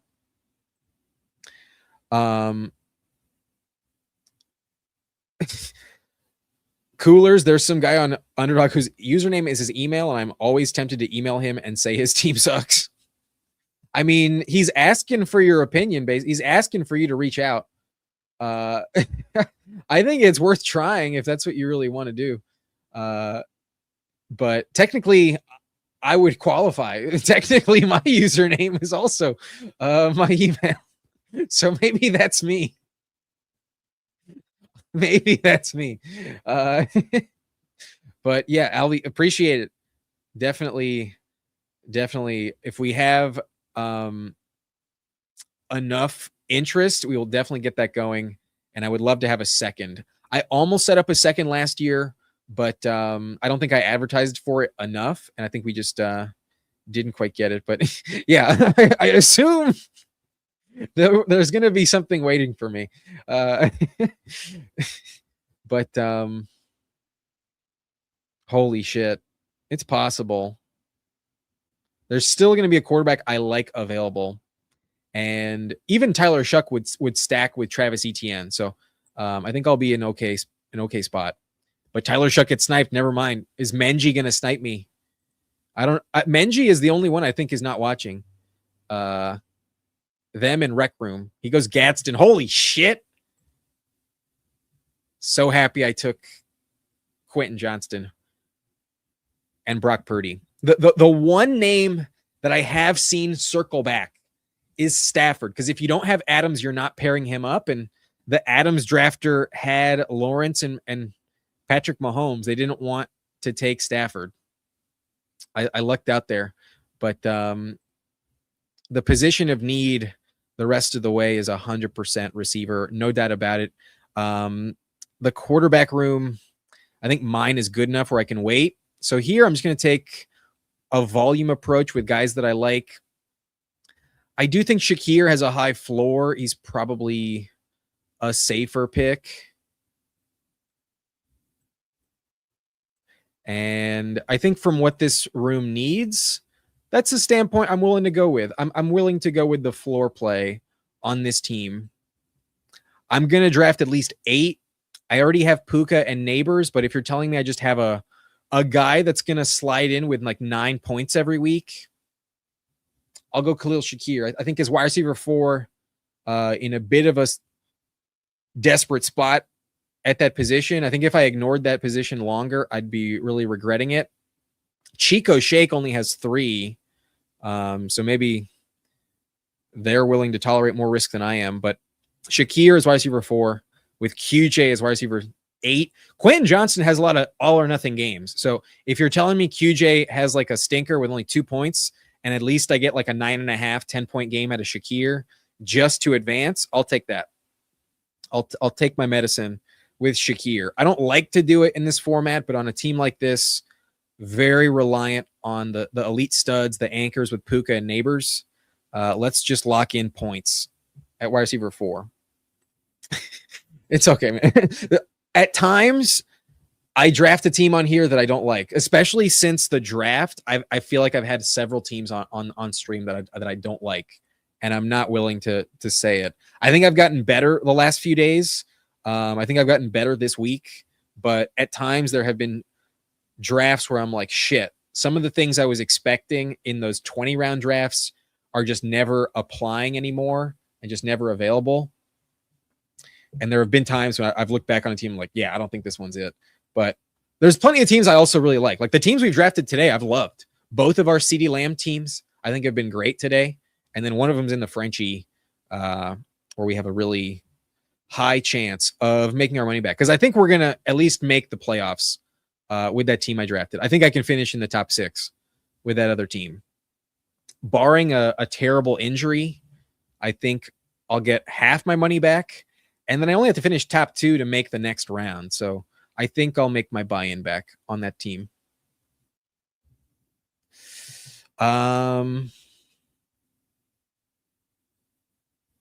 Kind of a tough spot here, but I'm happy to get our Tyler Warren stack. The Tyler Warren click needs to be justified. It may cost me at the end of the day, but if you're telling me it's stacked up, I'll be happy. And to wait on quarterback this late and have 3, I think we are in a good spot. Thank you, Coolers. Appreciate it.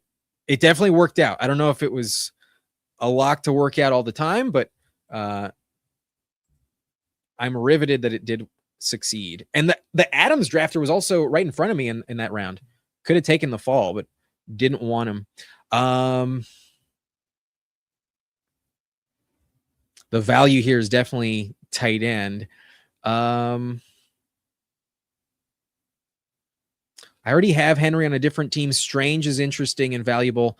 I like some of the running backs there, but I'll go Chigo Okonkwo, who has a truly elite ceiling because we've seen him contribute in the top 15 at the position consistently in the past. I've ranked him there based on performance. He's delivered. At times, he's gotten a lot of volume and gotten a lot of yardage. In the Commander system, there's not that many targets that we trust. So if we look back at Zach Ertz the last 2 seasons, touchdowns have been a calling card for Zach Ertz, and I think that is potentially going to be the reason why Okonkwo is a better click here. I do like Hunter Henry, but I already drafted him earlier today. I'm willing to pass on it. And with Okonkwo, I think I can stop at 2 tight ends and just focus on receiver down the stretch. I have 5 clicks left. I might use all 5 of them on receiver, but because I have Puka and Neighbors, I'm probably going to go with 4 wideouts and 1 running back. I think I'll take 1 more swing at the running back position before this draft is over, but it needs to be at a good price. It needs to be a guy I like. I almost took Keaton Mitchell, but I think that value at tight end was a better approach. Pepper Tony says, when you're doing volume, it's smart to push as many as you can. You can force stuff at the end if you feel you are light. Very good point, Pepper Tony. That's one thing I've been willing to lean into at the beginning of like the contest period. I have not looked at my exposures more than once, and it was like 2 days ago. And there's a lot of players I have over 40% right now.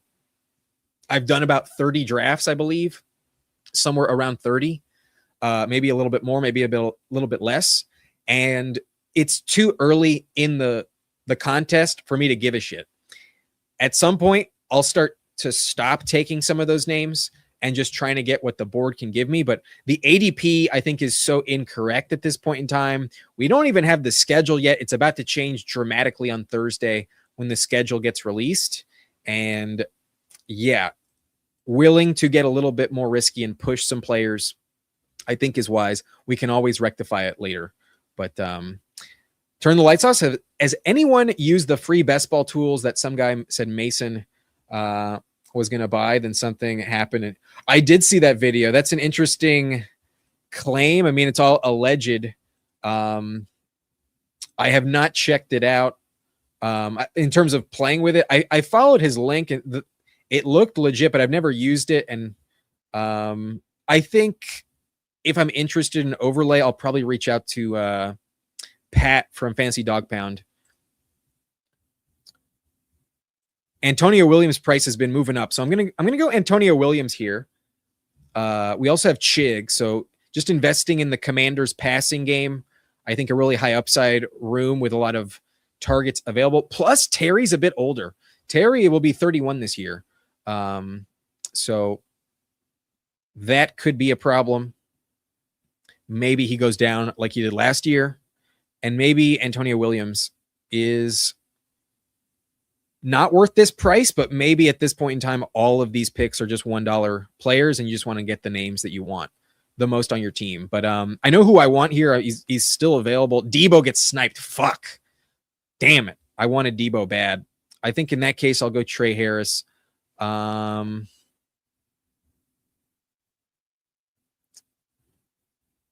of the running back prices are tempting. Like Algier this late is not bad. But I'll go Trey Harris. I think I need a receiver pretty desperately. And if QJ does not hit my lineup 1 week, then it's just more likely that Trey Harris does. So I'm willing to ping pong in the Chargers passing game. Both guys have survived the draft and free agency. I think both are really, really valuable for the sake of ADP. You are a Debo tout. I would agree with this. At least at this price, my man. At least at this fucking price. 171? You bet your ass I'm a Debo tout. But Sparks J1 says, I tried it once. Not sure what you're referring to. The tool? Probably the tool. I think I'm going to wait until June when I have a high volume, and then I'm probably going to reach out to Dog Pound and see about the best ball overlay. The original, another content creator I am interested in reaching out to the Dog Pound soon, actually, to get him on the channel. But I've also noticed that whenever he, maybe he's going to see this. I love the Dog Pound. I'm one of the pounders. Shout out Dog Pound, a good channel worth subscribing to. At some point, I do think I'll get the overlay, but I've noticed every time he joins someone on their channel, it's like also introducing the overlay. And I imagine as someone who doesn't have the overlay, he's probably like a little less excited to take time out of his busy schedule. I know he's a dad. I recommend the Dog Pound's channel, and the overlay looks cool. If I'm gonna get one, I'll probably get BBO. But at this point in time, I'm going to stick with my intuition, not caring too much about the exposures at this point in time. Once the schedule comes out, I think that tool is also much more valuable because you get the combo paired with the schedule. Knowing like all of those matchups is pretty solid. I think it becomes more valuable a week from now. So we'll see. But subscribe to Fantasy Dog Pound if you haven't done so already. Ragnar says, because of you, I've started taking Debo more. Hope you're right. He will move up once he signs. I think he will. I could go again in Washington, go Katron, but maybe I go Tyreek Hill. You know, it's not the most inspiring receiver room. Let's just be honest. But Tyreek could sign in a good spot and also be way more valuable. Pick 189, I think, is fine. For my tight end 7 on a room, I'm considering taking 9 of them.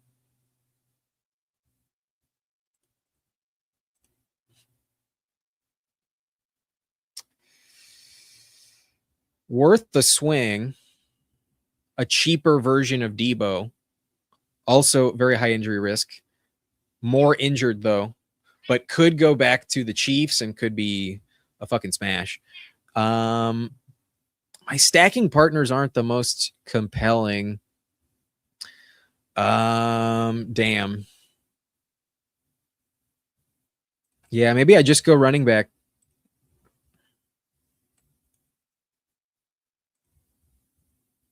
I'll go Emmanuel Wilson. We'll get both Seahawks running backs. How about that?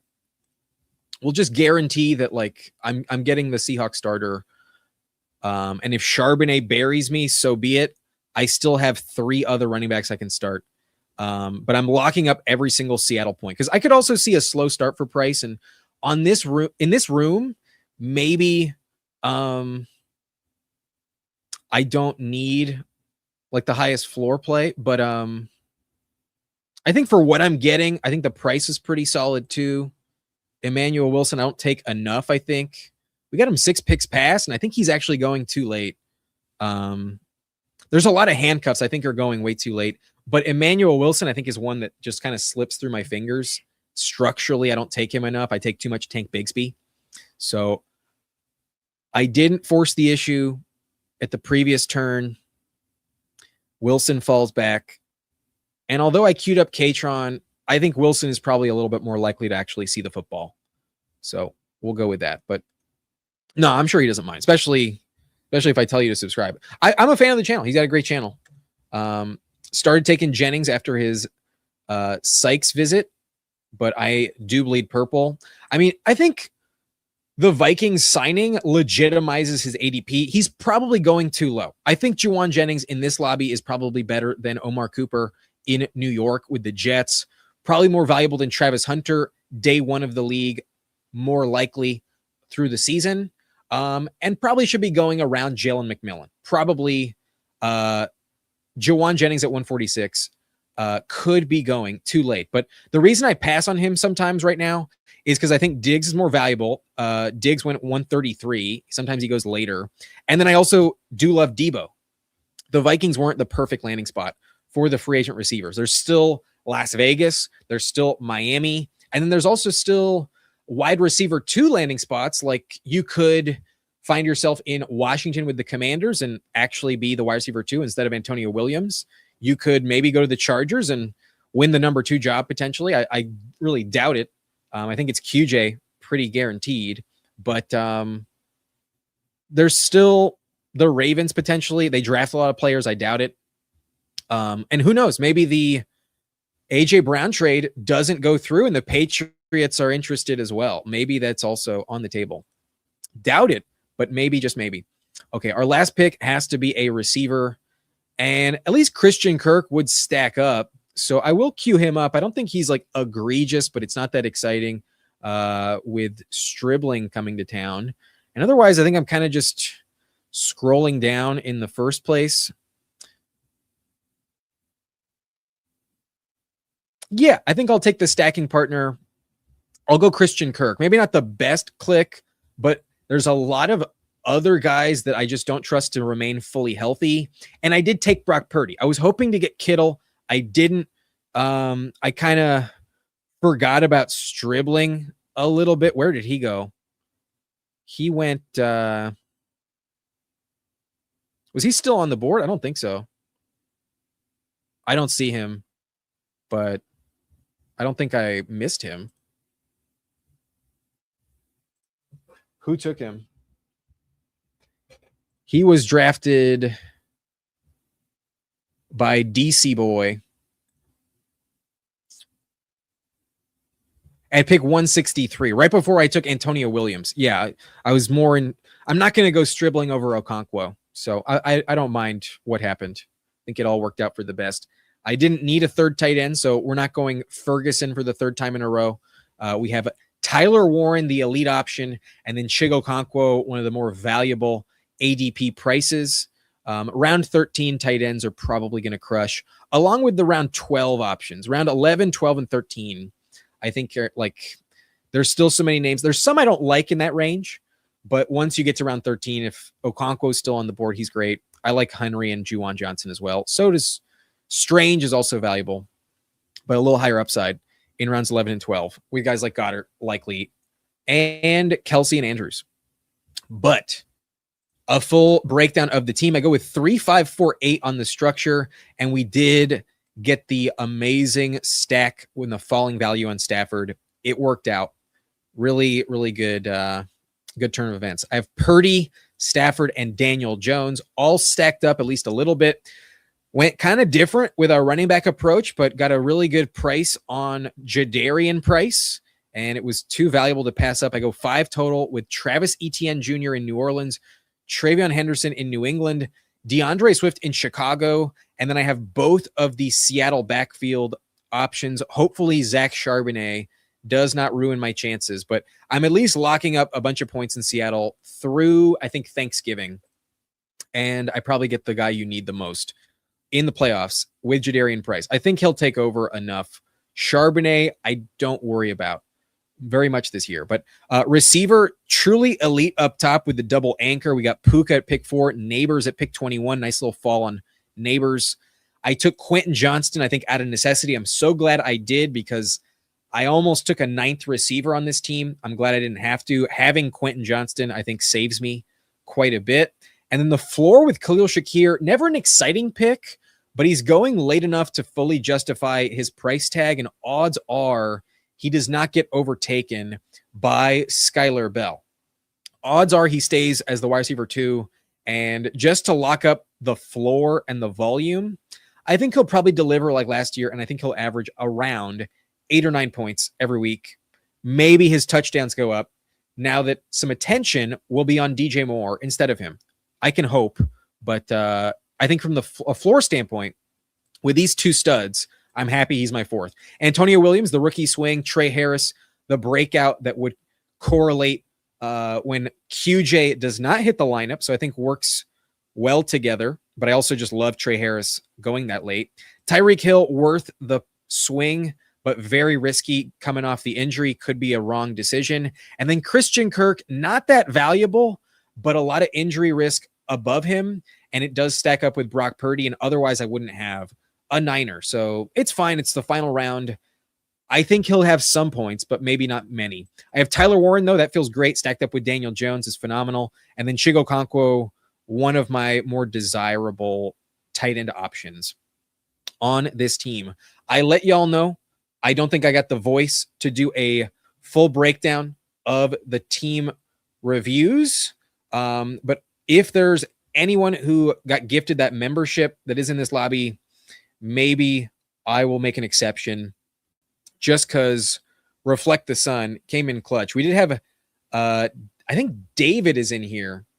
I think David, it's your lucky day. David, I think, is the only person in this lobby that also got gifted a membership. I believe he's drafting out of the 7 slot, Dave Arang. I believe so. Albie, are you right? Oh, my bad. My bad. I also see Albie in here. Thanks for. Here's the thing. You're the moderator, so it comes up blue. I was looking for green names. That's what happened. That's what happened. So we'll review Albie's team and David's team because they're members. You have Reflect the Sun to thank. Okay, we'll start with Albie because he's both the mod and a member. He has Josh Allen, Bo Nix, feels great. He has a 2.583. Running back room has Jonathan Taylor and Devon Achane, Tyrone Tracy, Keaton Mitchell, and Mike Washington. So a little thin in terms of the depth, but should be fine.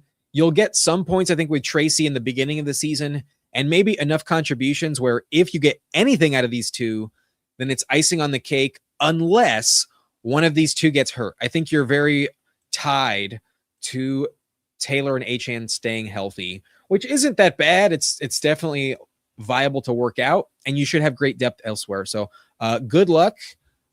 These two hopefully get it done. Wide receiver Egbuka, DJ Moore is stacked up. Love the DJ Moore pair. Tyson is wide receiver 3 with Metcalf and Sutton stacked up. That feels valuable.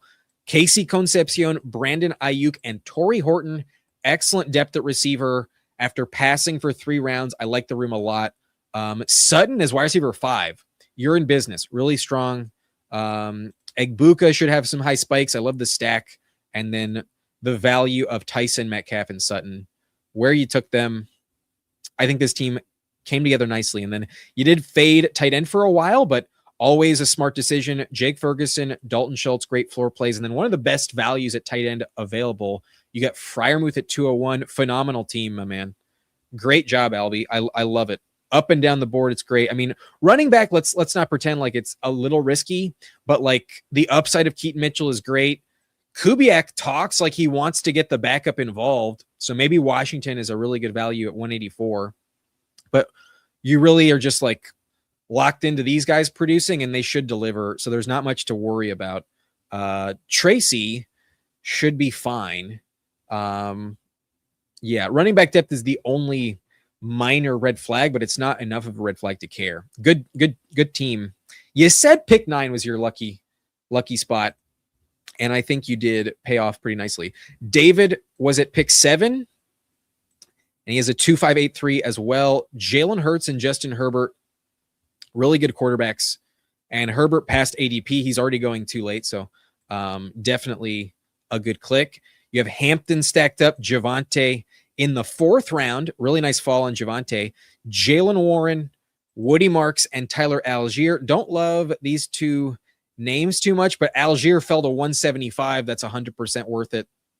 Warren is okay. I prefer Dowdle, but to each their own.